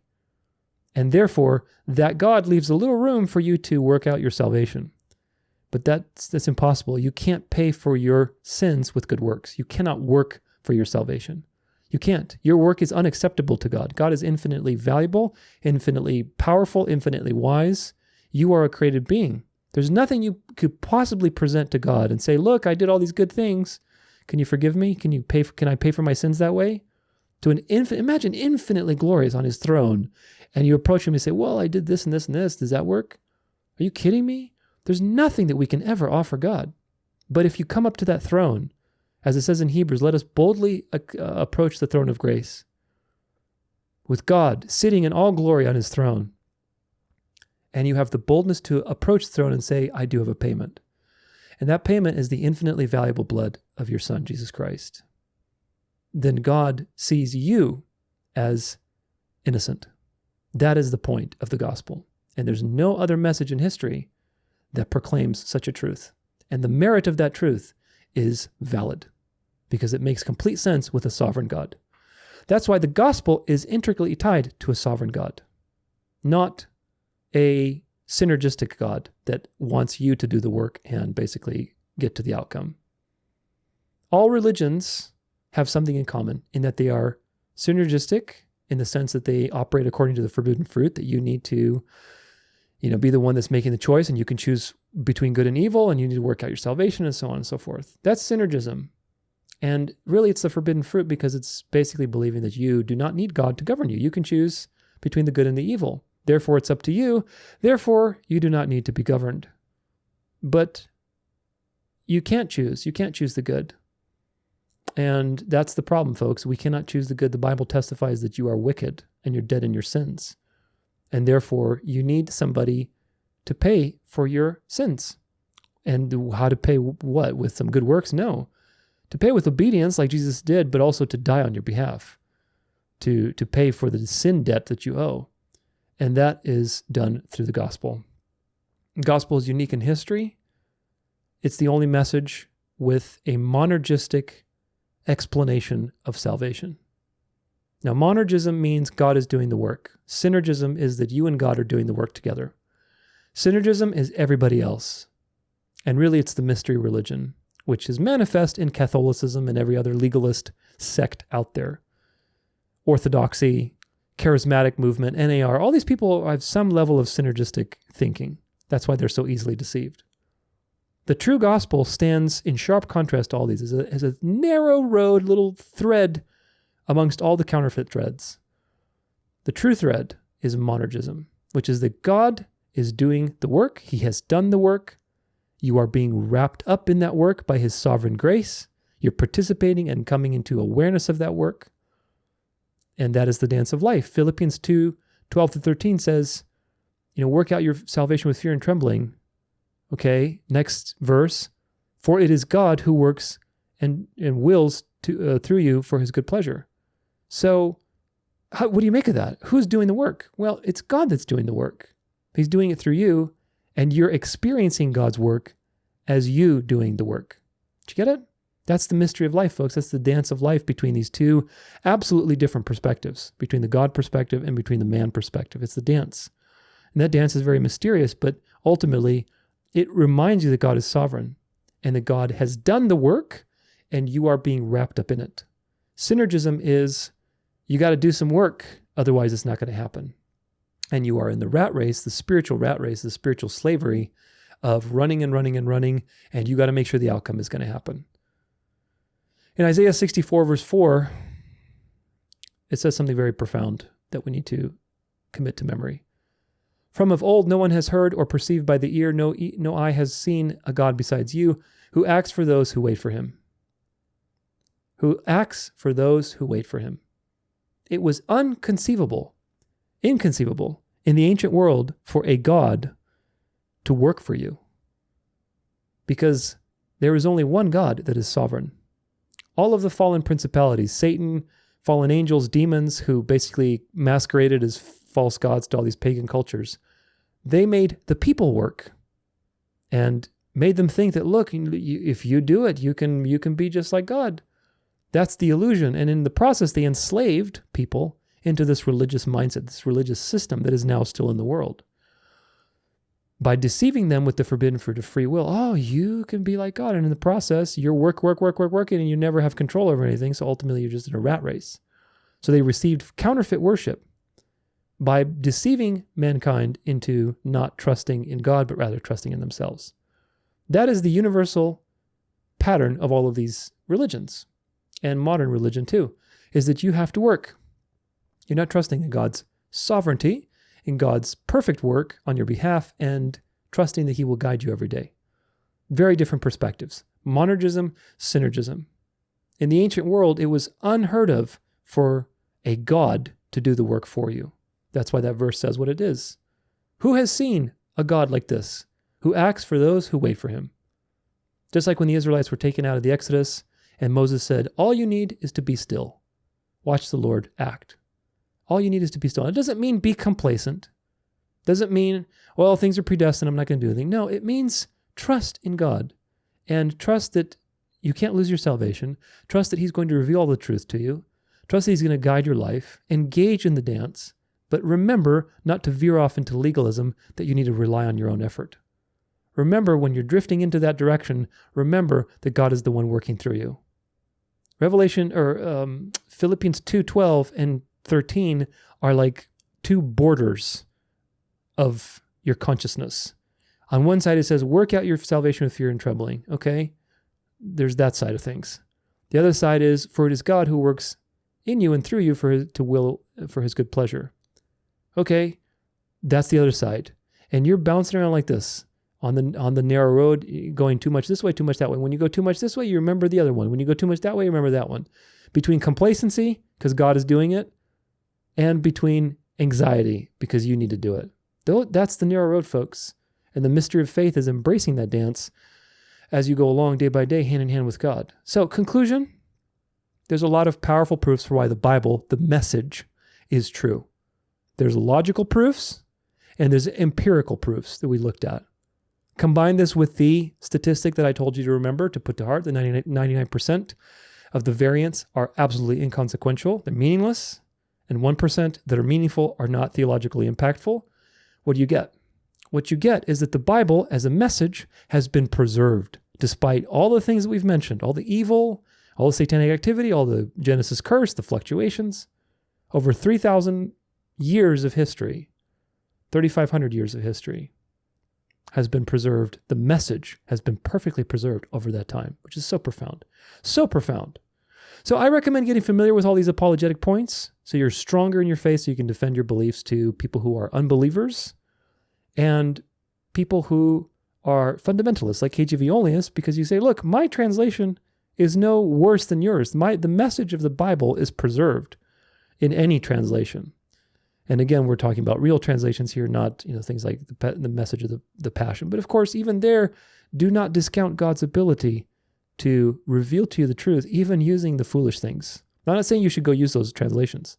Not at all. I'm just saying nothing is impossible for God. Very important. Another point to get into your mind is that the Bible is about getting to know God. It's not about developing a relationship with a translation or a denomination or a pastor or whatever else. It is about getting to know God. When Jesus comes and the world passes away, none of these things will matter. When the perfect arrives, the old is going to go away. So this journey until that time comes is about getting to know God. Through the ups and downs of life, through the lefts and the rights, through the rich and the poor, through all of the things that we go through. It's about getting to know God and what He has chosen to do, what He will do, what we can expect, what He wants, what He's like, what He's said, and so on. And of course, how do we reconcile ourselves with Him so that we can help others become reconciled? You are not developing a relationship with a physical thing, a physical book. You're developing a relationship with an infinite being who transcends time and space, who transcends everything, completely transcendent. The factor then is not your translation or what language you're speaking, because God transcends all of those things. The factor is trust, faith, courage, gratitude, awe. Jesus says that we have to enter the kingdom as little children. And that's important because little children marvel at everything. Wow, cool. Oh, look at that. So easily they marvel. And yet by the time we're adults, we are so quickly cynicized. We become cynical and skeptical, and we forget to marvel. That's why I've said this before, and I'll say it again. All of this Bible study stuff that we're doing and all the videos that I do, if it doesn't ultimately lead you to marvel in whatever way, if we're talking about news events and all the evil that's happening and the Christian nationalist takeover, whatever, if that is just leading you to anxiety and being a prepper, I'm not doing my job, and neither are you by listening. But if it's leading you to realize, wow, that means like revelation is coming true, and there's a chance that Jesus is going to come in my lifetime, and I'm going to see Jesus. Wow, what is that going to be like? Oh, he's going to be on his horse. Let me read Revelation 17 and 19 and 18 and 20 and 21 and 22. Let me read those ending chapters and see what is it like. He's going to be on a white horse. He's going to have eyes of flaming fire. He's going to have 3 diadems. He's going to be full of light. There's going to be lightning flashing from the entire sky. The firmament's going to open. Whoa. That's what your Bible study should lead you to. Marveling. You should marvel. Because marveling, we were made to marvel. We weren't made to understand God. We weren't made to dissect God or to argue about translation, which translation is better. Now, of course, there are some arguments to be made. But this legalism that has taken over the church, in many ways, KJV Onlyism is just one thread. There's charismatic movement, there's religiosity, there's the Catholic, abomination, there's NAR. There's so much legalism, folks. Sacred name, Torah keepers, Hebrew roots. The devil is an expert at these things. He can make so many threads that you'll lose your mind. You were not made for these things. You were made to marvel at God. So unless your translation and your efforts of studying are leading you to marvel, you're doing something wrong. You could have the perfect 1611 KJV Bible. If you're deriding other people and reviling other Christians, you are not fulfilling your role with that translation. You get the point? And that's really the whole issue, is that you have to engage in awe, in gratitude, in courage, and trust in these invisible things, regardless of the translation that you have. Because it's about your ability to develop a love for the message, not a love for a translation or a tradition. This is the problem. KJV Onlyism is a tradition, and people love their tradition. They don't love the message. Because if you love the message, you could see the beauty of that message in any translation. Even the message and the passion, which I do not consider translations. If somebody gave them to me and that was the only thing I had to read on an island and I would read it, I could extract the awe and the beauty of the gospel from those horrible translations. They're not even called translations, but nevertheless, I could extract that, and so should you. I'm not saying you should go and get those translations by any means, but the point is that if you were in love with the message, which is so simple and so profound, you can see it everywhere. You can see it in nature, natural revelation. You can see it in the NLT. You can see it in NIV. You can see it in ESV and KJV. You can see it everywhere. And of course, disregard the translation errors that every translation has. That's the point. Developing a love for the message. That's going to help you have right judgment for more difficult passages. And it's also going to have, you're also going to have right judgment for avoiding legalism and deceptions. If you do not have a love for the message, but you have a love for tradition, you are going to be deceived, guaranteed. All of these deceptions are based on tradition to some degree. And the people who love tradition more than the truth go by the way of the wind, and they get deceived, and Satan devours them. If you love the truth, then you love the truth, and you find the truth wherever it is. That's what you need to learn, is to love the truth so that you can have right judgment about how to interpret the scriptures. Because even if you have a perfect translation, you still have to interpret it. And we'll get back to this over and over again. But in the end, it's about the basics, folks. You need to have a consistent standard of judgment, how you interpret things. Are you using proper hermeneutics, systematic theology? Do you have a way that you go about interpreting? Are you consistent? Do you take into consideration the context of the verse, the chapter, the book, history, culture, the other writings of the author, the Bible as a whole? Do you take into consideration those things?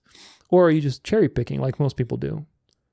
Are you screening yourself for any logical fallacies or biases? Do you read commentaries? Do you consider other people's perspectives into your own? Do you compare multiple translations? Do you take notes? Do you weigh other pieces of evidence into it, like historical evidence? All of these things I discussed quite a bit in my Berean video, and I've discussed them here and in other places as well, like the Masoretic Psyop video. But the point is that this is what it's about. It's about your foundation and your basics in Bible study, not about the translation. Now, we know that we can't rely on academia to give us the truth, because everybody has tradition. We know the KJV Onlyists have tradition. We know that the critical text people have tradition because they're biased against the Byzantine text. And we know the majority text people have tradition too. So what do? Well, we can take from each of those perspectives and create our own method, our own narrow road method of studying the Bible, and take the best from each of those perspectives so that we have a very balanced and comprehensive way of approaching the scriptures. Confessional position, which tells you that God preserved his word, is good. That part of the position is good. It's not, with everything you have a little bit of right. This is the problem. The problem with the confessional position is not that they believe that God preserved his word. That's not the problem. In fact, you should believe that. The problem is that they believe that God preserved his word in a tiny little group of people here in the KJV Only movement. And it's the only King James Bible. They can't even agree on which Textus Receptus is the Textus Receptus, but either way, this tiny little movement in history is where God's sovereignty operates, in this little tiny box. That's nonsense. So you disregard that and you take the meat, which is that God is sovereign and he preserves his word. As you hopefully have seen by now with all of the things we looked at, undesigned coincidences, embarrassing details, archaeology, prophecy, 99% variants are meaningless, etc., etc., etc. The majority text method has a good approach in the sense that it considers multiple sources and it looks where those sources agree. So that's a good method to use in your own Bible studies to say, okay, am I using multiple translations, concordances, commentaries? Am I comparing things to see like where's their divergence and where is their alignment? For example, Septuagint and Masoretic, you should compare those for the Old Testament if you're studying the Old Testament, just to see what are the different renditions, because those are two very different texts for good reason, and we talk about that in the video. Rational eclecticism, which is the critical method, is about setting up rules of dealing with information, which is scientific. You should be doing that. You should have principles, systematic theology, hermeneutics, as to how am I going to interpret a text. For example, let's say there is a therefore in a particular thing you're reading, like the book of Hebrews, because there's a lot of therefores in the book of Hebrews. If you see a therefore, then you must read what comes beforehand. If that paragraph beforehand also has a therefore or a for or a because or whatever else, keep reading until you get to the first origin of this, because that means the author is building an argument. And you can't go to the end and say, oh, well, you see, it's this little verse here where there's all of this context that the author is building and you haven't considered it into the fact. So that is a principle of interpreting when you're reading something that says therefore. That's really important. What comes before? Therefore, okay, let me read before. If you ignore it, you are not following good hermeneutics. A good example of that is Romans 11, which I talk about in my End Time series, episode 30, with all Israel. In this way, all Israel will be saved. A lot of people think that means, oh, there's a Jewish revival. What was it, Romans 11:24 or whatever? There's a Jewish revival and the Jews are going to finally come to Jesus. Well, yeah, in the counterfeit they will. But Paul is not prophesying about a future Jewish revival. If you understand the entire book of Romans and his case for election and God's sovereign choice of who he's choosing to save, and how not all who are descended from Israel belong to Israel, and the Israel of God in other letters like Galatians, then obviously Paul uses Israel in different ways. Sometimes he uses it to describe the physical, fleshly nation of Israel at the time. Sometimes he uses it to describe the spiritual conglomerate of the church. The question is, well, which one is which? These are two different things. How do you know which? Well, the answer is context. Context is the answer. And if you read Romans in context, you realize that Romans 11 is not a future prophecy. And of course, we talk about that in the End Time series, but that's another example.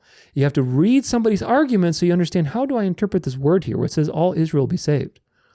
Well, Israel, is that the nation of Israel? Is it the church? Which one is it? And of course, if you read it in context, you realize that he's talking about Israel as in the elect that God has chosen to save. The real Israel, the spiritual Israel. So those things are very important. Confessional, majority, rational eclecticism, all three of those can offer you something. Do away with the bones, eat the meat, and you will be a much wiser and sharper Fennec fox. Now, there's some inherent issues with the translation process that you need to realize, and a mature person is able to realize these things and walk the narrow road without drifting into fundamentalism or being attached to a particular translation or not. You have to be aware of these things, folks. There's no perfect translation, only a perfect message that has been designed to be extracted, discussed, debated, and proclaimed. I'm going to say that one more time. There's no perfect translation. No perfect translation. There is a perfect message that has been designed to be extracted by you through study, discussed between you and your peers, debated between you and unbelievers maybe, or people who are challenging your beliefs, and proclaimed, as in proclaiming the gospel. That is the perfect, unadulterated, uncorrupted message of God, revealed through flawed human beings.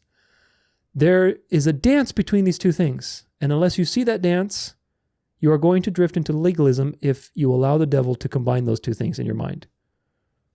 Being honest with Bible translation issues helps you be a better Berean.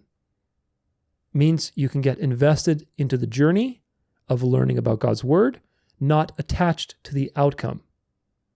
Again, to get invested into the journey of learning about God, learning about the Bible, learning how we got the Bible, learning how to defend the Bible, discovering undesigned coincidences and little proofs here and there. That's a journey. It's never ending. To get to know God until he arrives and you can see him in the flesh and you get to know him really well for eternity. That's a journey. But then also, while you're on that journey, to not be attached to a product. The King James Version is a product of man. God has been guiding these things, but it is a product of man. So now, why are there these issues? Well, the answer is this. The nature of language and translating necessitates that there are obstacles that are sometimes insurmountable. In other words, there are just issues you're not going to be able to solve with translation. They're just not. It's the yin and yang like anything else. You have on one side literal translations, and another you have word or thought for thought translations or dynamic equivalents. Paraphrase, right? So on one side, you want to make it more accurate, the literal. On another side, you want to make it more relatable. And these two things are always like tugging at each other. It's a constant process to try to get a balance between these two things. The liberal translations like NLT and IV are more dynamic equivalents. So they're more watered down, they're more thought for thought because they're trying to make it more common and relatable. The literal translations like the ESV, KJV, and ASB are more accurate, but they're like the KJV is less intelligible than the ESV because it's Old English and so on. So even though it's a good translation, the problem you're dealing with that as you go towards the extremes, right, you're going to run into problems. As you approach more and more literal, you're going to make it harder to understand, even though it's very accurate. For example, if you go to the interlinear and you just read the text underneath in English, you can hardly make out what's going on. Probably, with some context you could, but imagine if your whole Bible was that way, you wouldn't be able to understand what's going on.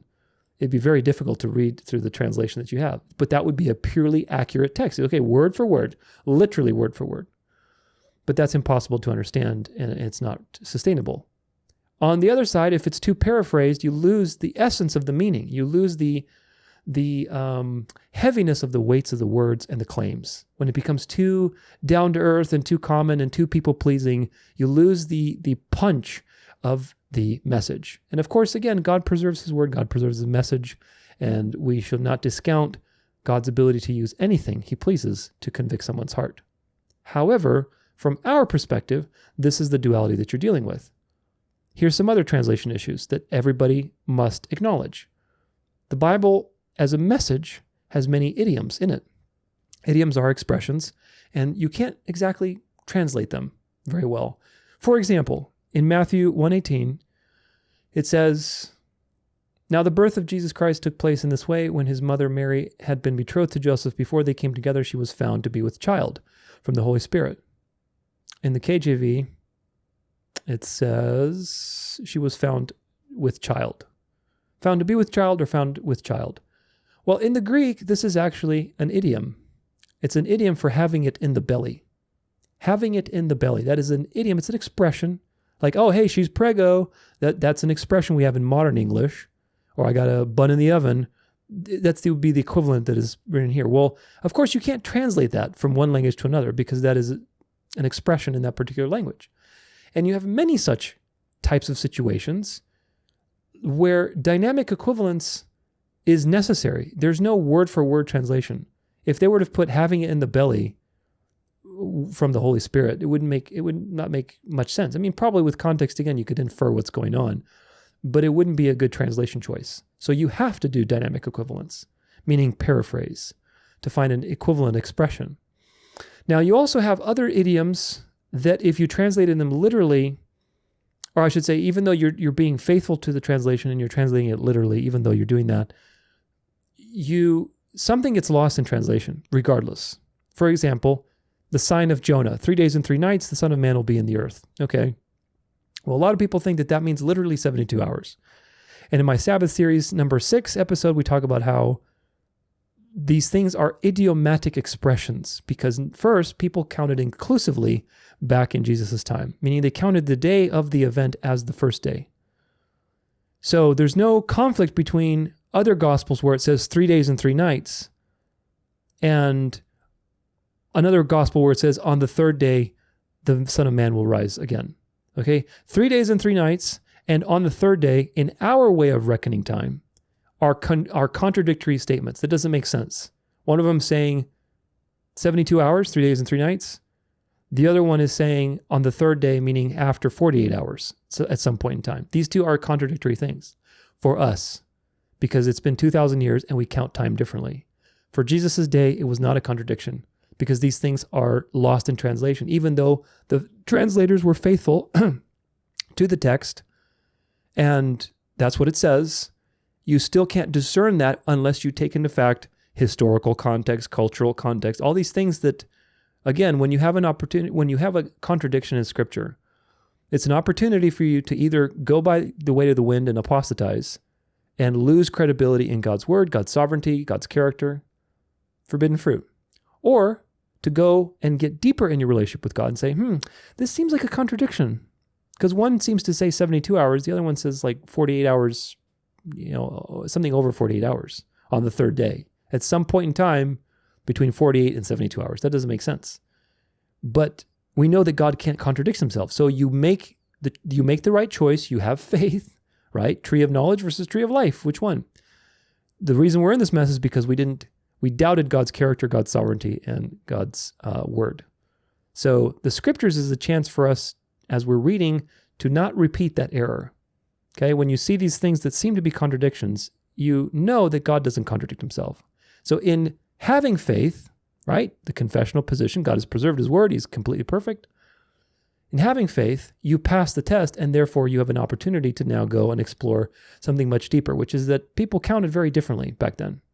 So these are the types of things that happen that even if they're faithful to the translation, something still gets lost in the translation. Some words today that we use, like month, do not have equivalents, or I should say the other way around, really. In my Sabbath number 5 episode, in my Sabbath series, I talk about the lunar Sabbath and how they had things like the full moons within a given Chodesh, which is a Chodesh. So I'm trying to blurt out a bunch of things all at once. A Chodesh, the Hebrews had a calendar that's basically the sun's position in the constellations, with the moon as a second witness at night to show you what constellation it was rising in. People were watching the skies all the time. That was the perfect calendar, no intercalation needed. The modern Hebrew calendar is a counterfeit. It doesn't work at all. The Zadok calendar, the Enochian calendar, all these things are counterfeits because they intercalate. They're wrong. And I proved that very much in that particular episode. But the point is this. The point is that they used the sun, moon, and stars as a timekeeping mechanism, which that's what it is. We live in a clock, so to speak. And these mechanisms would reveal to you where you're at in the scheme of the solar year. But they're irregular, meaning the time that a sun is in a constellation versus another one, it's not like 30 days. Sometimes it might be 20, sometimes it might be 40, and it might oscillate between these two because every constellation is a different size in the sky.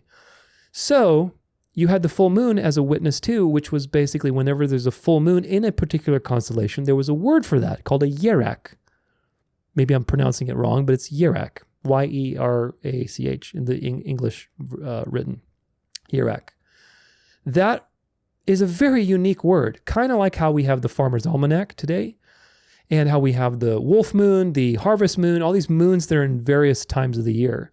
That's actually a remnant of a very, very old calendation system, where there was a specific moon for each Chodesh of the year, each constellation. And that moon was associated with certain agricultural things.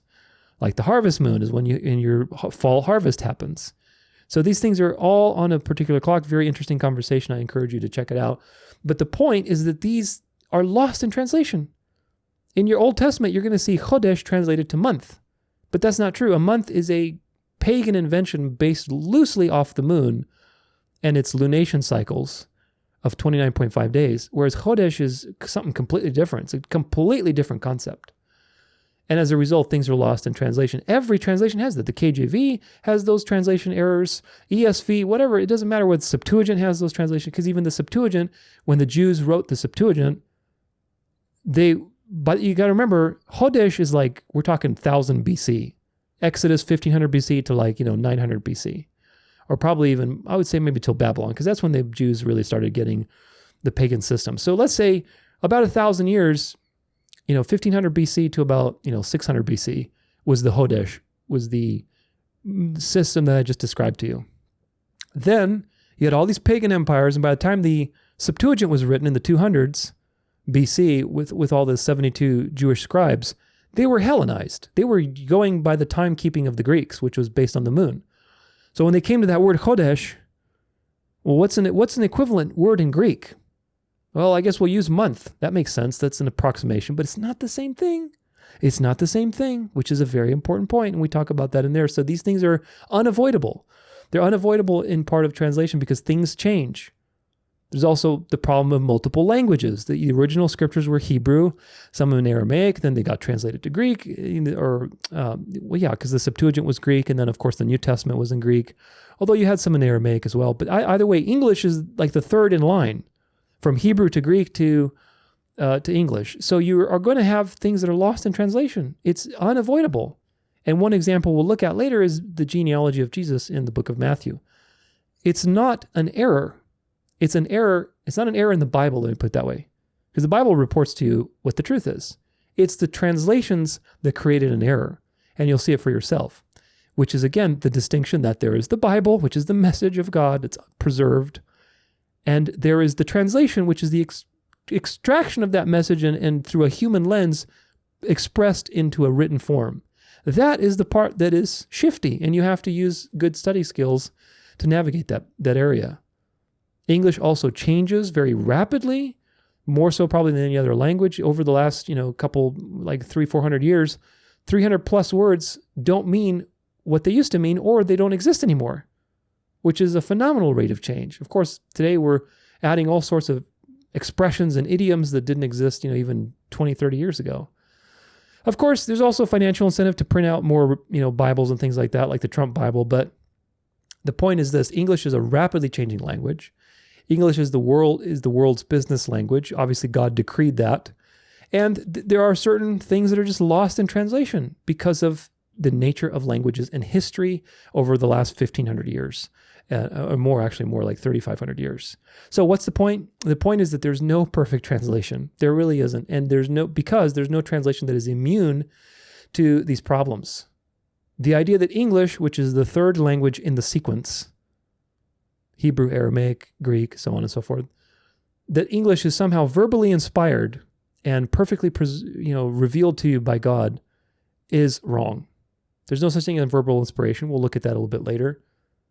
Because remember this, that there are errors in the KJV, just like there are errors in many other translations, folks. I'm not saying the Bible is corrupt. I'm saying you need to be aware that you're dealing with a human system. At the same time, trust that God's message using that human system is perfectly preserved. That's the dance of life. If you veer off into one or the other, you go into apostasy and legalism. So what translation should you use? A lot of people ask me this all the time. Look, the real question is not what translation you should use. The real question is, how are you using the translation that you have? How are you using it? Do you have good study skills, or are you sloppy in your study skills?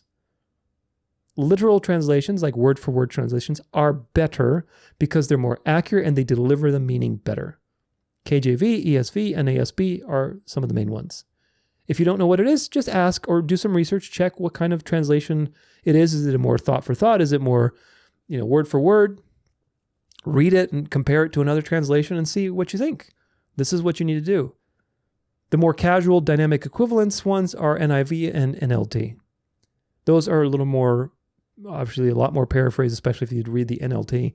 And some people don't like that because it seems like the meaning is lost. But nevertheless, if you have a hard time reading, if you have astigmatism in your eyes, if you have certain, maybe if you just have a hard time reading, some of those can be useful. If you just want to read for pleasure and you want a really relatable, message, then great, read through that. That makes, God is not limited to a particular translation. So what's the point is that most translations are good enough. If you don't agree that the NLT is a good enough translation, then you have to be able to prove to me that all of the major doctrines, thanatology, Christology, ecclesiology, cosmology, soteriology, etc., that all of those are somehow either removed or inverted in the NLT. You have to prove that. And good luck, because that's not the case. 99% of the variants are meaningless. 1% is inconsequential. And the paraphrasing preserves the message. Anybody can get theology from those translations. Now, it doesn't mean you should stick to that translation. You should always have a literal translation with you. access to one. If you have a program like I do, you can have multiple translations on the fly and just compare them while you're doing your notes. So that's really super useful. But they're all good enough. And you need to be okay with good enough, because there's no such thing as a perfect translation. The ones that you should avoid are the Message and the Passion, because they're ultra liberal. If somebody's quoting from these in your church or wherever else, don't demonize them, but say, hey, there are better translations. Just wondering why you chose to use that. It's a very liberal translation, and it's not been getting a lot of very good reviews from most academics and scholars that it's a very good translation. Could you use maybe a more literal translation? Or if you want to stick to dynamic equivalence, use the NIV or the NLT. But stick with those. Don't go with the Passion or the Message. The New World Translation, that's the Jehovah's Witness Bible. You should avoid that. The Dewey-Reams Jesuit Bible, of course. I've used these things just to compare, but has some doctrinal things that are very suspect. So again, just be aware from any organization that has a very, high motive to change certain doctrines, then be aware of that. Now, does it mean that the Dewey-Reams Bible is completely, absolutely corrupt, that every page you read is just nonsense? No, not at all. The Dewey-Reams Bible, even though it's a Catholic Jesuit Bible, still portrays to you the message, because the message is kept perfectly.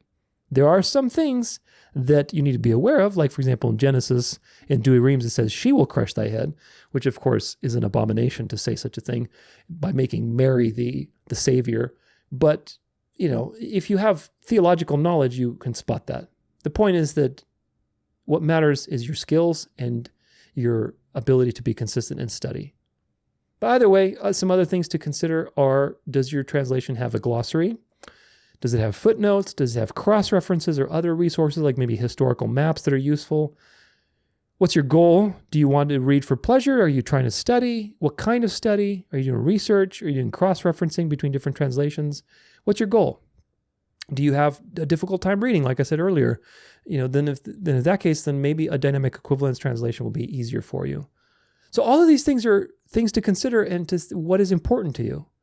And if you can find a translation that has one thing, but then it doesn't have one other resource that you want, like a glossary, but you find another one with a glossary, go there or get a program. In the Berean video, we talk about how to use a program like eSword to your advantage so you can really, excel in Bible study. So now there's a challenge with this, and ultimately what it comes down to is, why would God allow all of these things to happen? Why would God allow all of these translation issues and all these challenges and all this stuff that seems to be so confusing? Doesn't the Bible say that God is not a God of confusion? And it's true, God is not a God of confusion. But a couple things to remember.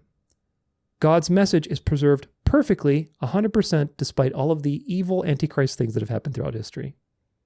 Remember that the evil that God has declared and has allowed is to reveal God's glory.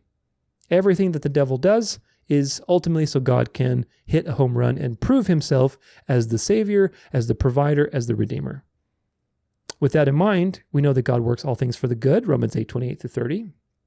And also what's important is that we know evil as a result of these important truths that I just relayed to you. Evil and suffering and death and all of these changes and tribulations, all of that ultimately conforms the elect to the image of Christ, to the perfect character and values of Jesus. Of course, that job isn't done until Jesus returns, and we're constantly being conformed.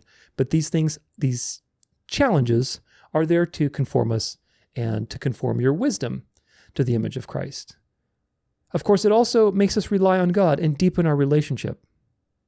The more we go through these tribulations and confusions, and maybe you got deceived by somebody and now you're learning the truth, these things are designed to conform you and also to make you realize that God is sovereign and He's going to provide.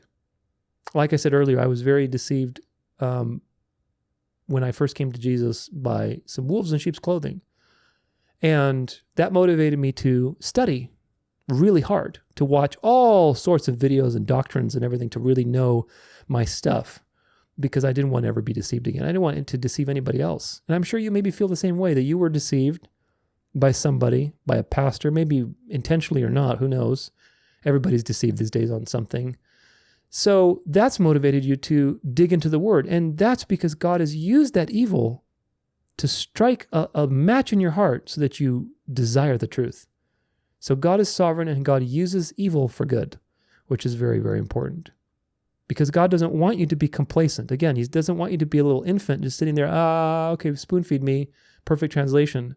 No, he wants you to embrace the calling you've been given, embrace your gifts, build relationships, build study habits, learn, study, flex that muscle, and work out your salvation with fear and trembling, because it is God who works in you and through you for his will and for good pleasure. He wants you to be hungry for knowledge and to be desiring to know him better. Makes sense, right? God could have written a perfect book like he wrote the tablets for Moses, and he could have left them, in like this, chamber guarded by an angel with a flaming sword. And if you ever want to know what it actually says, go here. Imagine what that would have done. Look at all of the conspiracies surrounding the Ark of the Covenant and the physical. I don't think the Ark of the Covenant is still around. It might be. I don't think God would have left it be around. But nevertheless, all of the conspiracies and idolatry around that, all of the conspiracies and idolatry around the KJV Only. Imagine if God had actually created a translation of the Bible in a particular language this was it, and this was the perfect way that it needs to be vocalized. Imagine what that would cause. That would cripple people with idolatry, because Satan would use it against everybody. And people, if you think the legalism surrounding all these things I just mentioned is bad, imagine if there was actually such a thing as a perfect translation written by God. That would be a crazy thing. And that's why I think he chose instead to incorporate human failure, evil, the enemy, the Genesis curse, all of these things in his plan. I think he did that on purpose, obviously, because it's happened. So obviously it's been decreed by God. And he did that to prove that he's sovereign. Despite all of these evil things, all these foolish and evil things, God proves to you through them that he's sovereign. That's why he decreed them to exist. And he also, I believe, did it so that people, the elect in this case, in parentheses, can have the necessary resistance needed for developing their faith and their understanding of the word and their desire to. It's like resistance training. You go to the gym, you need resistance in order to build muscle, right? The same way as with the invisible world of ideas. You need resistance to build muscle. So all of these translation issues that you need to be aware of, even though the message is perfectly preserved, you have to dig a little bit for it. And that's by design so that you aren't complacent. Because if you're complacent, guess what? You're easy fodder for the devil to deceive you. Be sober-minded, for your enemy is prowling like a roaring lion, seeking for somebody to devour, and study to show yourself approved so that you can offer a defense to anybody. These two verses tell you that God wants you to be very alert and very knowledgeable of his word as much as you can be, and constantly engaging in study with it, to be engaging every day, to dig a little deeper, go even deeper next time. That's the way God wants you to be. And the way that has manifested is by letting the enemy go a little loose on some things. But of course, the message is perfectly preserved. But the enemy has done some damage, so now you have to dig a little bit to get to that truth. And of course, in that digging, you develop your relationship with God. Or you reveal yourself to be an apostate and you go the way of the wind and you join some legalistic group and so on and so forth. So either way, it separates the good sheep from the goats. You see how that brilliance comes through? It's truly profound. I think another reason, again, is to prevent idolatry. And if there was a physical perfect translation that God had written down, like he gave the tablets to Moses, people would idolize a physical thing rather than the word, which is invisible, the meaning, which is the power and the eternal message of the gospel and the Bible. That is in our heart, in our minds. We are interacting with it through our translations, but it is not your translations. That's very important. I could read any translation and discern the meaning that touches my heart. And you should be able to as well. And that's the point, because that is what is eternal and unchanging. It's not the words on the page. It's the meaning and how the words are related to each other. God is spirit and is worshipped in spirit and truth. So ultimately, don't worry, don't fret. All of this stuff is part of the plan, and God has decreed it to reveal his glory, his sovereign nature, to conform the elect, to reveal to you that he's the provider, to reveal to you that he's the one who guides you to truth. Despite all these things that have happened, he's the one who's guiding you to the truth. Because even if you have a perfect translation, you still have to interpret it correctly. And we know that the Spirit guides us to all truth, which we'll look at in a little bit. Now that reminds me to cover the problem with verbal inspiration.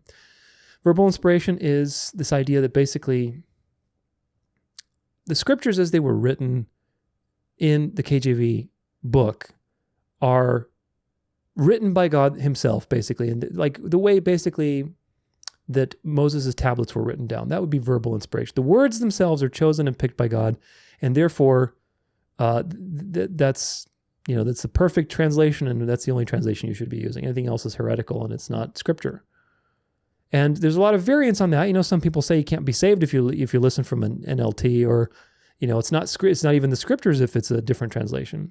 And some people aren't as fanatical. But the point is that either way you cut it, verbal inspiration doesn't hold up to scrutiny because, first and foremost, the KJV has errors in it, and that's one of the big reasons. Two other reasons with this is that it creates extra biblical revelation when you say that this is verbally inspired. If you remember, Peter Ruckman, he thought that the KJV was basically advanced revelation, i.e., revelation from God in the English language, meaning revelation didn't stop with John, number one. Number two, you can see how the harlotry of this KJV onlyism is now shaping up. Just like the Mormons, who have their prophet, just like the Adventists, who have their extra biblical revelation, the same thing is with the KJV only movement. Spiritually, they're a daughter of the mother. They're a harlot because they have extra biblical revelation. The Catholic Church has their tradition. That's their extra biblical revelation. So the KJV only movement has their own prophet. What's the prophet? The prophet is the translation. Do you see how that works? The translation itself acts like a prophet because this is the revelation now from God in the English language. This is what God has said. Up until now, we had no clue. We had no clue, and there's no way to discern the message until it was written in English. And so this translation is not only infallible, but it is revelation from God. So with that comes authority, an authority that you need to obey. And authority, of course, creates cult-like mentality and religious mindset and things like that because you're obeying an authority that isn't God. It's a translation.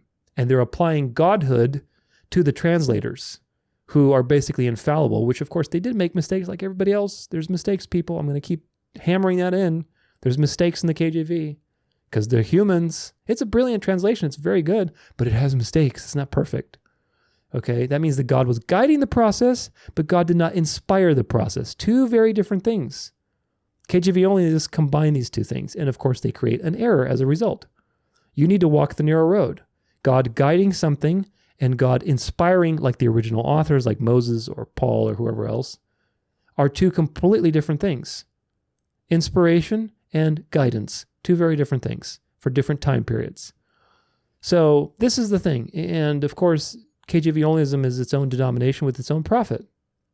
And if you don't listen to that prophet, then you're a heretic and you can't be saved. So this is exactly the same kind of pattern spiritually that we see in other denominations and harlots.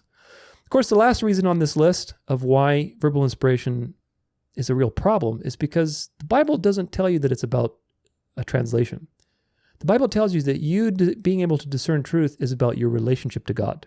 Meaning you must be born again, number one, and number two, you must trust that the Spirit will guide you to all truth. Those two things are absolutely necessary.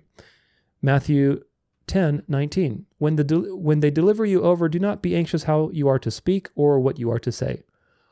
For what you are to say will be given to you in that hour. Don't worry about it. God's going to take care of it. He's taking care of it already. Monergism. John 14:26. But the Helper, the Holy Spirit, whom the Father will send in my name, he will teach you all things and bring to your remembrance all that I have said to you. Everything that you need to speak and remember will be brought to you. I have a nice little confession to make. This is actually the second time that I'm recording this particular segment of this presentation. Because the first time I fiddled around on that's why I keep looking at my recording button. I fiddled around on some buttons and I didn't record however much it was. I think this is going to end up like 3 hours or something. I didn't record. And of course, you know that that's really rough when that happens, when you have a great recording and it just, poof, you're talking to yourself in the midair. And this is a verse for me today, folks. This is a verse for me. But the Helper, the Holy Spirit, whom the Father will send in my name, he will teach you all things and bring to your remembrance all that I have said to you. That is a constant practice for me. when my work is deleted or destroyed by the enemy because I didn't record or whatever else. So this is something to remember. And it's something to remember for you too, that he will guide you to all truth, which is in John 16, verse 13. When the Spirit of truth comes, he will guide you into all the truth, for he will not speak on his own authority, but whatever he hears, he will speak, and he will declare to you the things that are to come. So the Spirit of truth, of course, the immediate audience for all these verses is the disciples, but it applies to us as well, who are being conformed to the image of Christ. You got to be born again in order to receive the Spirit, so that when you do receive the Spirit, he can guide you to all truth. So unless you are born again and you have a trusting relationship with God, you cannot discern the truth. You really can't. Because the Bible says that the devil has blinded the minds of the world, of unbelievers. He's blinded the world. Look at the world today with all this religious fanaticism, Christian nationalism, charismatic movement. People are blinded. They're totally blinded. And unless you're born again and the Spirit is working in you, you can't see. So verbal inspiration has many problems with it. And of course, it also limits the work of the Holy Spirit to only a particular translation or whatever translation. And this is the problem. This is why KJV Onlyism is a harlot. It's a harlot daughter. Because God can use anything he wants to change the awareness of an individual and give you knowledge. He can use a liberal translation. He can use a conservative translation. God has used Billy Graham, who was a Freemason, Kenneth Copeland, Benny Hinn, Paula White, Joel Osteen, all these apostates and heretics to convict people. I'm absolutely sure that in those giant churches, mega churches, there's probably at least a handful of elect believers that are on their journey with God, and they will find more and more truth as they go along because God will guide them. And for that time being, he was using a particular apostate to reach a person through whatever preaching that person was doing. And it is not up to us to say, well, this is only how God acts. He can't do anything with those other translations. That's nonsense. That means you don't believe in a sovereign God, which is another point why this is a daughter of Rome. All of the religious daughters have a different view of God. Islam has its own, it's like a giant Unitarian church. And I talk about that in my Islam video. All the Protestants have their own different version of God because of their view on salvation. The Arminians have a different synergistic view. They're more closer to the Catholic God. So this is the problem. KJV Onlyists have their own God because their God is not capable of using any other translation to reach somebody. Do you get the point? So they have their own prophet, they have their own God, they have their own group. It's a harlot daughter of the Antichrist spirit. Even with the original language, you have lots of problems with verbal inspiration. For example, the Greek manuscripts have textual variants. So which one is right? We don't know which ones are older than others. We don't know necessarily which one is closer to the original. We have rules, and those are governed by biases. But nevertheless, there are textual variants. Even within the Byzantine manuscripts, the KJV Onlyists love, there are textual variants. And the question is, which one is actually the original, closer to the autograph? So that's a problem, even with the original language manuscripts. Another problem is that Hebrew disappeared around, the 3rd century BC. So the Masoretic text that evolved out of that through Aramaic and eventually the Masoretic script, it's not true Hebrew. So when you're reading quote-unquote Hebrew scriptures or parchments, that's not real Hebrew. It's counterfeit Hebrew. It's made-up Hebrew. It's rabbinic Hebrew, let's put it that way. And we talk about that quite a bit.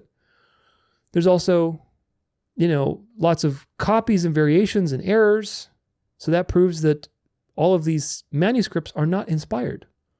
So even the manuscripts that the KJV Onlyists say that are the good ones, the Byzantine ones, even those have textual variants, errors, copy errors, mistakes, things like that. They have issues.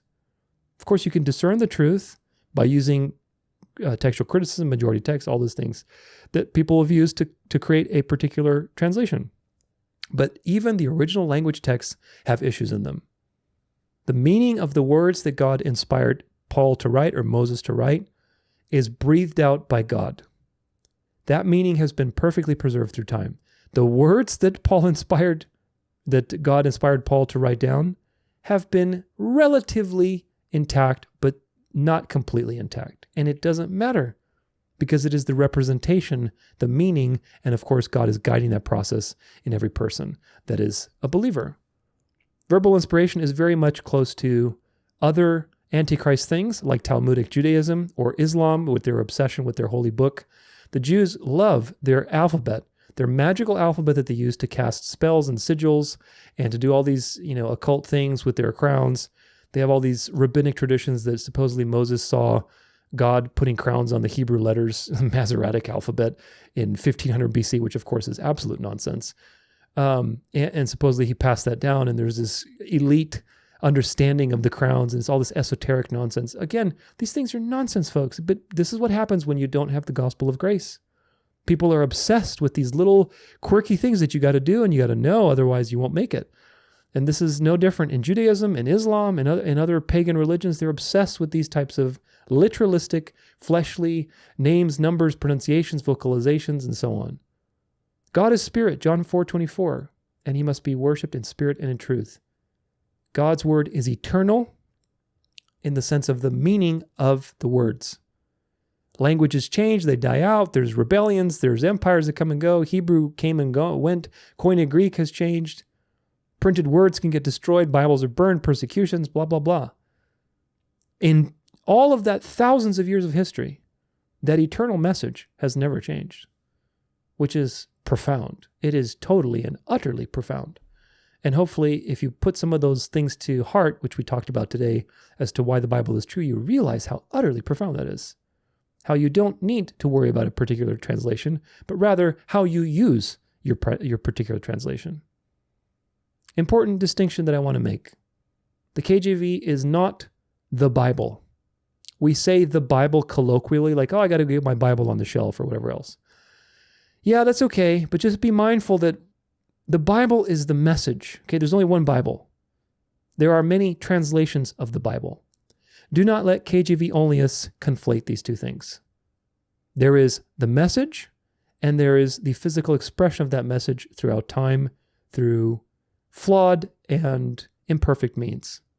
The message remains eternal, and it's designed that way through the flawed, imperfect means so that you realize what is eternal and what is flawed. Though man is flawed and dying and corrupt, the message still stands. Though you are sinful and dead in your sins, God will rescue you and give you new life.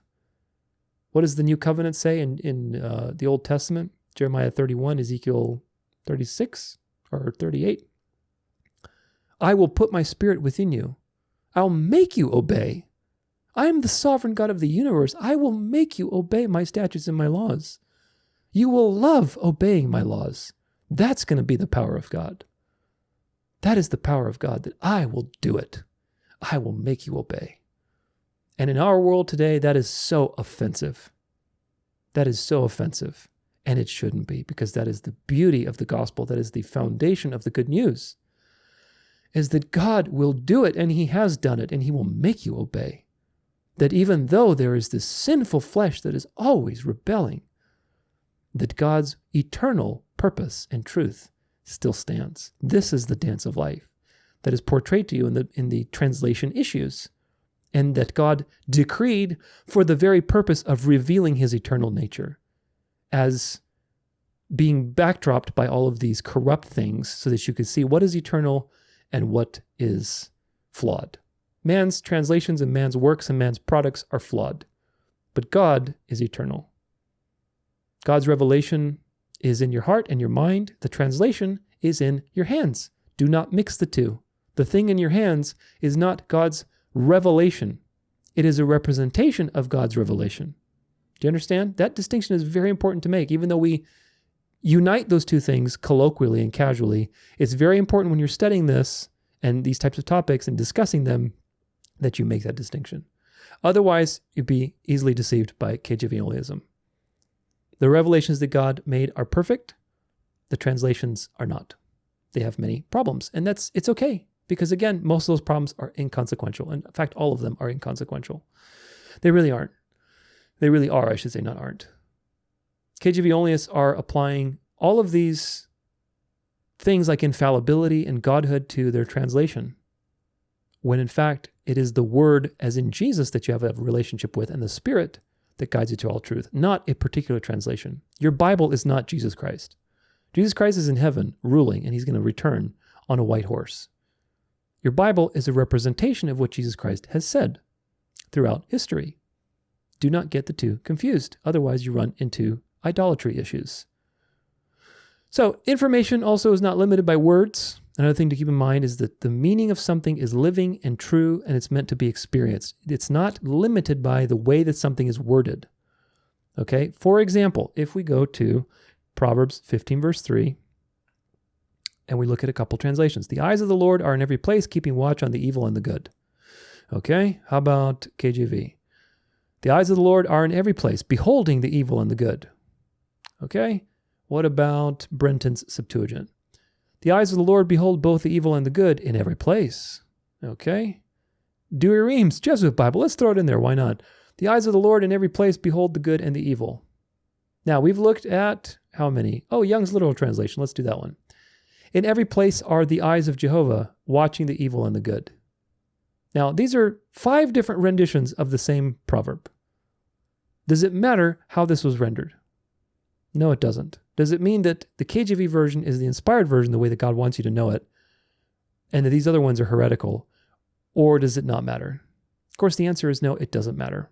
The answer is that what this is teaching you about God is what matters. That is the timeless message that God has revealed that exists regardless of these various translations.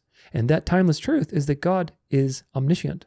He sees everything. He sees the good and the evil, meaning there is no way out from the judge of the earth. God has seen everything you've done, so he can't be bribed. He knows everything. He knows everything you're going to do, so you have no hope unless you believe the gospel. And in that case, you have great hope. You have perfect hope. So this is the point that's being taught, and this resonates with other things in the gospel because this presents to you the problem. The eyes of the Lord are in every place, watching on the evil and the good. It doesn't matter how that's worded. The point is God sees everything. And that reveals to you the bad news. God sees everything, to which the good news of the gospel is complemented by. So this is the point, folks. It's the meaning that's eternal, not the way it's rendered. Verses and chapters, titles didn't even exist until the 1500s. Today, people get so caught up in, oh, this verse is missing in the ESV. It's a little different here and there. Do you realize that verses didn't even exist for like the majority of human history in the last 2,000 years? Verses and chapters and things like that. It was just the scriptures.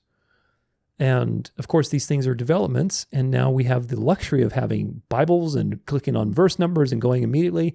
So wherever God has allowed things to happen like deception and teachings and false prophets and false teachers, he's also provided resources to combat those false prophets and teachers and teachings through things like eSword, through things like having multiple translations on your phone, on your computer, on the internet, immediately accessed. All that stuff is a boon from God for us to be able to combat these problems. What actually matters are good study and research skills. Most translations do a good enough job, and you will learn the truth of the major doctrines like we've covered. Remember, the Holy Spirit will guide you to all truth, and truth is a discovery journey that you go on with God to learn about him. And eventually, hopefully, marvel. That is the end goal of all things, that you marvel at God for all of eternity. That is what you were made for. That's what you can expect when Jesus returns, is just to go, wow, like repeatedly for all of eternity. That's what you were made for, to bask in the glory of an infinite being, the only infinite being. And so that's a profound thought. So practice it today. Practice it while you're here and marvel at all the things that you're learning and using the translation that you have with good skills, not worrying about this translation or that. This is the dance of life. It's God is perfect and his message is revealed, but it's revealed through imperfect persons. And we are also imperfect, and we're learning and making mistakes and constantly improving our theology. That's the dance. But you have to trust that God is the leader in that dance, and he's leading you to success. Remember that even the prophets who wrote the original language, Revelations, like Daniel and John, they didn't understand what they were doing. Do you think Daniel knew who the little horn was? I can guarantee you he probably had no clue. Maybe he had some vague idea. I can guarantee you that probably mostly he did not have a clue what it was. In fact, we know that, at least in part, because in Daniel 8, towards the end of that chapter, after he receives the vision of the 2300 days, or 2400 if you read the Septuagint, and the horn and everything else, he's like sick. He's overwhelmed. He's so overwhelmed with what he's seen. He has no clue what's going on. Daniel 9, the next chapter over, opens with him praying for discernment. Please give me an idea, God, what I just saw. Daniel, who is very beloved by God. And in fact, he's mentioned by name, I believe. I think Jesus mentions him by name, or somewhere in the Old Testament, Daniel and Noah are mentioned by name as being righteous people. It was like if Daniel and Noah were there, only they would save their lives. They wouldn't be able to save anybody else. I forget what verse it is, but you can find it out. Where Daniel and Noah are basically used as like a standard of judgment by God. So Daniel is a favored person by God. And yet, chances are he probably didn't understand his own revelations. Same with John. He marveled at Mystery Babylon, but he probably didn't understand what Mystery Babylon is in its entirety as a reflection of a counterfeit Christian church that will take over the state at the end of the world and use the internet and cryptocurrency to enforce a mark of Sunday observance. He probably did not have any of that. So this is the trade-off. They had the original language, but they didn't have the perspective of history and time or the resources to search that time and history. Today we have perspective and resources and things to search the time that we've been on this earth through the internet, through various libraries, through whatever else, through books, but we don't have the original language. We don't have the autographs. So you see, in every situation, there's a yin and a yang. There's a little dark, there's a little light. There's a little, okay, there's the good stuff, and then there's the challenge that God offers you. The reformers were brilliant theologians, most of them. They had some things wrong, but nevertheless, they were brilliant theologians. They were brilliant men, and yet they couldn't figure out who the image of the beast was. They were wrong about the mark of the beast because they didn't have the perspective of history. And with the tools that you have now, you can become a brilliant theologian because of the fact that you can research and have perspective. You can learn things that Daniel and John and the reformers didn't understand because you have all of this at your fingertips. So make a habit out of using the translation you have and other resources and learning how to use it well rather than worrying about what translation you should use. That's the thing. I would personally rather have perspective and the resources to research and everything else than, to be in the original language and not have perspective. I think it's such a boon to be able to see all of human history and see all of these things, how they add up, both the satanic activity of the world and how Satan has moved through time with all these little counterfeits. And what is he doing? How is he going to end up being worshipped? It's profound to be able to see all this and put it together. And then alongside that, to see every single little slither through time that God is knocking out home runs. Every time, every little slither, God knows a home run. Another slither, another home run. God is glorifying himself. That is such a profound journey to go on. That's why I love history. That's why I love looking at the bigger picture. So consistency is what matters, folks. Consistency is what matters, and I have a little cute video to show you because I think it's very important. And if we can just turn on the whole screen here, there it is. This is the tortoise or the hare. Who is going to win? Let's see who's going to win this particular race. I think you already know who's going to win. Up. The bunny's so cute, but he just stopped. Now he's looking to the right, to the left. Look at the tortoise. Eyes forward, focused, hungry, narrow road, not looking to the right or to the left, and he just goes for it. Oh, the bunny's going to go. But he gets distracted again, left or right.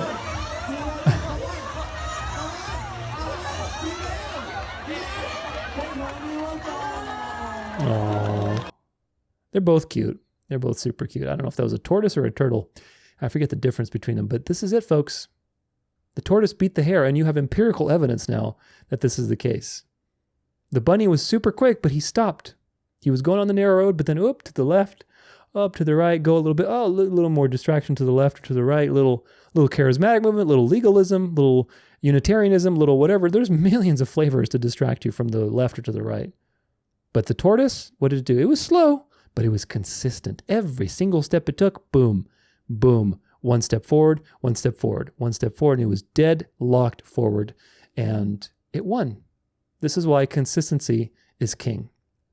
And so you have to be consistent. Are you consistently studying and improving yourself? Are you reviewing what you're studying? Are you consistent in your hermeneutics, in your interpretation of the Bible? Are you using one literal hermeneutic here, but then like 2 sentences later, you're symbolic? Well, why are you doing that? You're inconsistent. Or if you are going to have an inconsistency, then you should be explaining it through a consistent way. You have a principle that's guiding you. So you got to be consistent in everything you do. A consistent person who's studying the NIV is much better than a pretender using a 1611, first edition KJV Bible autographed by King James himself. These are nonsense things, folks. It's what matters is insight. Studying, show yourself approved, and be sober-minded, meaning be focused on the truth. Research skills are also very important. Understanding how to ask important questions of yourself and others. You should everything you do should lead you to more questions than answers. Like when I was doing my cosmology series, the last episode is on the shape of the earth and how it can't be a circle. And of course, that immediately raises a lot of questions. And that's the point, that when you have more questions than answers, do you know what happens? You marvel. If you have more answers than questions, you're not going to marvel. Do you get the point? So you should have more questions than answers. If your studies do not lead you to more questions, I have more questions. Having a question is going to make you hungry for the answer. Then you go get that answer. Then pretty soon you get that answer and you have more questions now. Then you have 3 questions where you had 1. Then you answer each of those 3, and then now you have 3 for each one. Now you have 9 questions that you have. So this is the point. Of course, this is just a mathematical representation. But the point is you should arrive at more questions by digging for the truth. And that's the journey. That's the journey of marveling and being hand in hand with God as you explore the truth, the word, and the revelation of the message that he's given to humanity. You have to build a case, and you have to be able to entertain deep research on both sides of the scale. You have to be able to entertain cognitive dissonance before you make a decision. You have to use a variety of resources, commentaries, translations, etc. Are you using these things consistently? Or are you just going for the low-hanging fruit? Even if you were fluent in the original language and had the original text in front of you, you would still have to interpret it. Best example in the story of mankind are the Pharisees. They were the most educated. They had all the original scriptures, none of the translation shenanigans. And what happened? Well, they didn't even recognize Jesus. They didn't even understand his parables. And yet, they were the most educated, and they were the ones that, if anybody was supposed to recognize him, it was them. And they didn't. So what does that tell you? Anybody who's a KJV Onlyist, what does that tell you? That tells you that having the original verbally inspired scriptures and in the original language and having all the education, no biases, no filters as far as education goes, because they had plenty of biases, but having as pure as a document as you can have does not guarantee you faith and theology, good theology. Their theology was horrible. Jesus rebuked them for their legalism and their works-based mentality. They're prioritizing the wrong things, i.e. KJV Onlyism. Same thing, you're prioritizing the wrong things. Instead of prioritizing the true message, you're prioritizing a physical expression of that message. It's the same as the Pharisees, folks. This is the same spirit. That's why I said this is the same Antichrist spirit guiding all of these things. Once you see the pattern, it's everywhere. The point is this, that translations cannot interpret for you. This is the fallacy of KJV Onlyism and verbal inspiration. Oh, if my translation is really good, then I'm gonna have the truth. I'm gonna have perfect theology. No, you're not. You have to learn how to interpret and use all these things in context. If KJV Onlyism was true, then all the KJV Onlyists out there would have perfect theology. But remember, there are Unitarians, dispensationalists, sacred name people, people who believe in immortality of the soul, trichotomists, Arminians, legalists, people who believe in heliocentrism. Answers in Genesis uses the KJV, but they're creationists and they believe in heliocentrism. They believe in a ball. So go figure. They're creationists using the KJV, and yet they believe in a ball. So obviously the KJV translation does not guarantee you perfect theology. This is why KJV Onlyism is a spiritual harlot of Rome. Follow the logic, okay? Rome says that she's the only true church. Well, according to the Bible and to the New Testament, nobody can be lost. John 3, John 6, John 10, John 17. I've talked about these points quite a bit. You cannot be lost if you come to Jesus, because it is not you who come to Jesus, but rather Jesus who brings you to himself.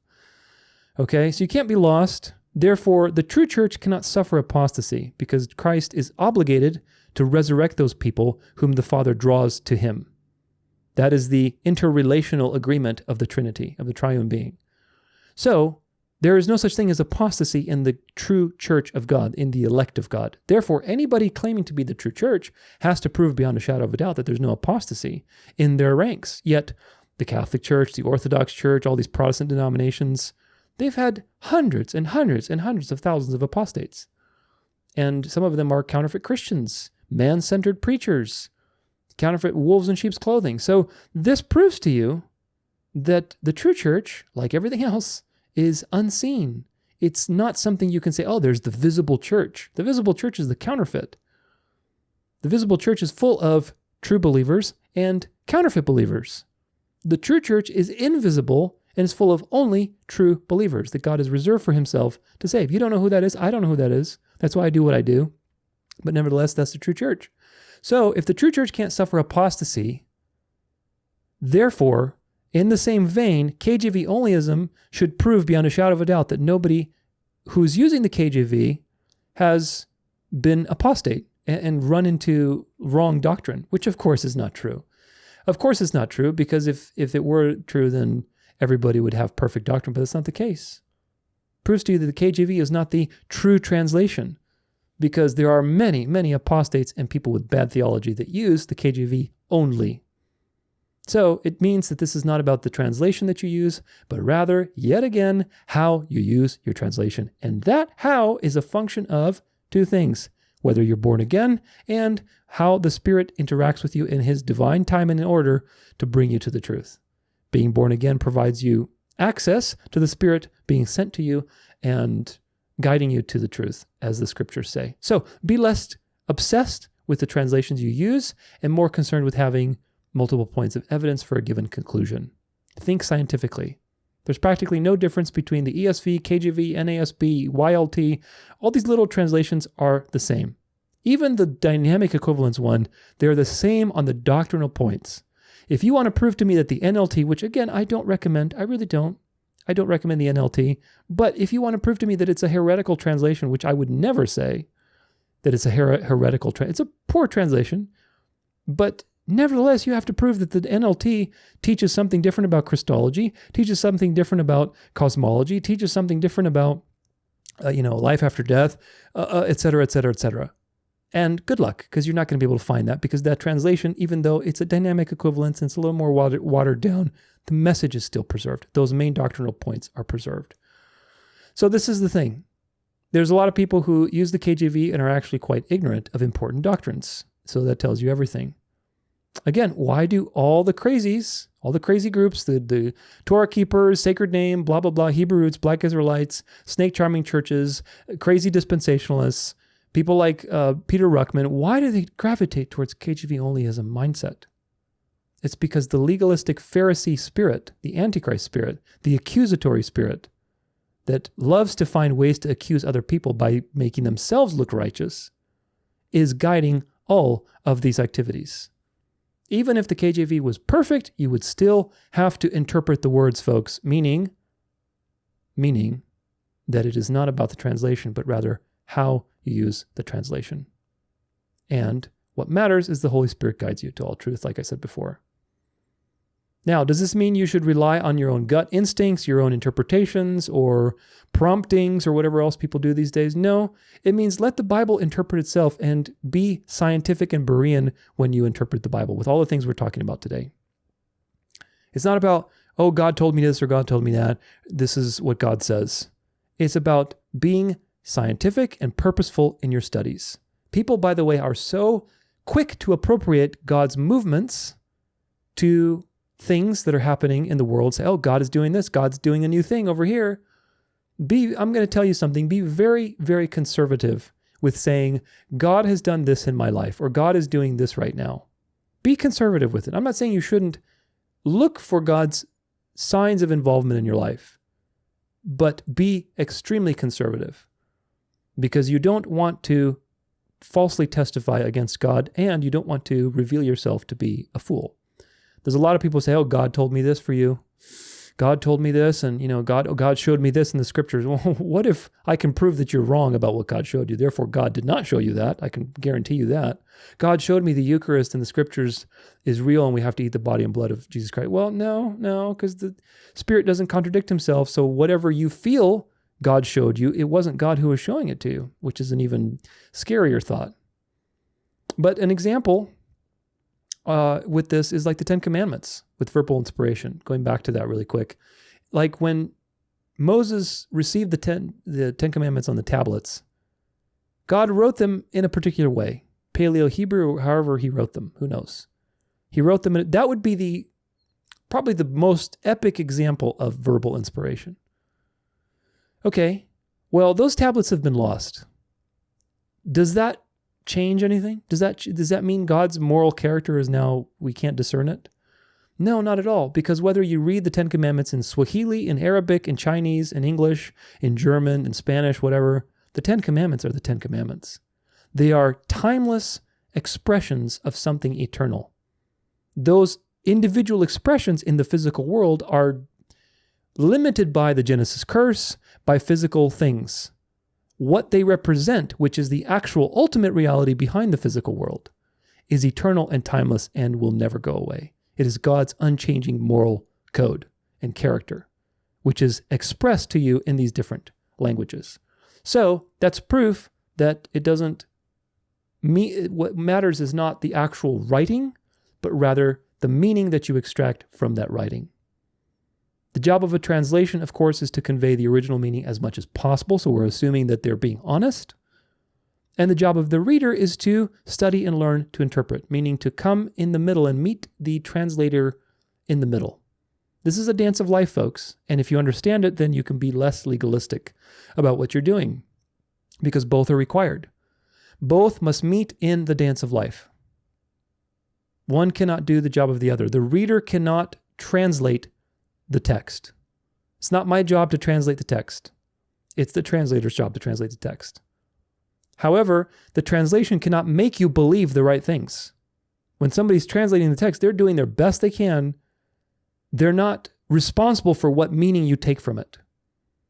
To some degree, they have to be honest and do the best they can in translation, but it's as far as it goes. They cannot force you to believe a particular doctrine. The reader also cannot rely on the translation to be perfect, whereas the translators cannot assume the reader will have perfect theology from their work. Do you see how it's this dance that both parties, interdependence, relational? God wants you in relationships so you understand relationships and relational things and working for the truth, have a relationship with the truth. But do you see how these things enter from two sides and they join together in this little dance? And of course, KJV Onlyism tries to make this overly simplistic and say, oh, just use this book and you'll be fine. Well, no. If anything, the fruits of that mentality have proven quite the opposite. So it's a dance of courage and trust from both sides, where the translators are doing the best they can and they're trusting that the readers are also going to do the best they can. And the readers are doing the best they can to study and edify themselves so they're ready to interpret the translation, and they trust that the translators have been honest with the translation to the best of their ability. Because why? Because you trust that God has preserved his message. So when you read an NLT or an NIV or an ESV or a KJV, you know that you can extract meaning from that. Because A, you're confident in yourself and you've studied, you've done your due diligence, and more importantly, you're confident in God because he has preserved his word. So, conclusion, I hope that this was edifying for you and that your ears are a little bit bigger as a result. We scratched the surface on some apologetics things and how to study the Bible. I encourage you to go deeper, watch my Berean video, watch the Masoretic Psyop. That's going to be a great video for you. And just, edify yourself with some of these principles more and more to become more of a Berean. Because it's going to be needed, folks. What's on the horizon is tradition and emotional thinking and legalistic spirit. And you're going to have to be a very, very sharp fox with big ears to fight back against these Antichrist things. And if you've seen my videos, especially my news coverage, you know exactly what I'm talking about. But we just scratched the surface, so make sure you go deeper if you feel interested by these things. I strongly recommend it. But either way, I hope you got something out of this to strengthen your own Bible study approach. If you have any questions about it, make sure you post it in the chat, or you can email me if you want. I'm always around and trying to help people out. So all of these things are worth exploring on your own time. In the next section, I want to cover how we got the Bible, specifically the canon of the New Testament. We'll talk a little bit about the Old Testament too, but the canon of the New Testament. How do we get the Bible? Meaning, now that we understand we can trust the Bible as the message, and we can trust our translations, how do we get these things? Is the canon the right canon? Those are the type of the questions that, of course, we need to answer. God has given us a wealth of resources to develop our knowledge. So don't be complacent. Don't sit on your hands. Don't be complacent. Remember that no translation can do the job for you, and you have to study and show yourself approved. Pray for discernment, pray for focus, pray for whatever you feel is lacking, and God will provide it for you richly. If you need further study, check out the resources I mentioned, like the channels, like Testify's Undesigned Coincidences series, Patterns of Evidence, Expedition Bible, all these things we talked about, which are very, very fascinating things. I love undesigned coincidences. I think it's such a clever way that God encrypted the truth through these living witnesses who each remembered a different thing. And somehow when you put it all together, it's like, oh my gosh, this is totally firsthand eyewitness testimony, which is so profound. So hope you enjoyed this section. Hope it's edified you. Now onward into the next part of this, which is how do we get the Bible?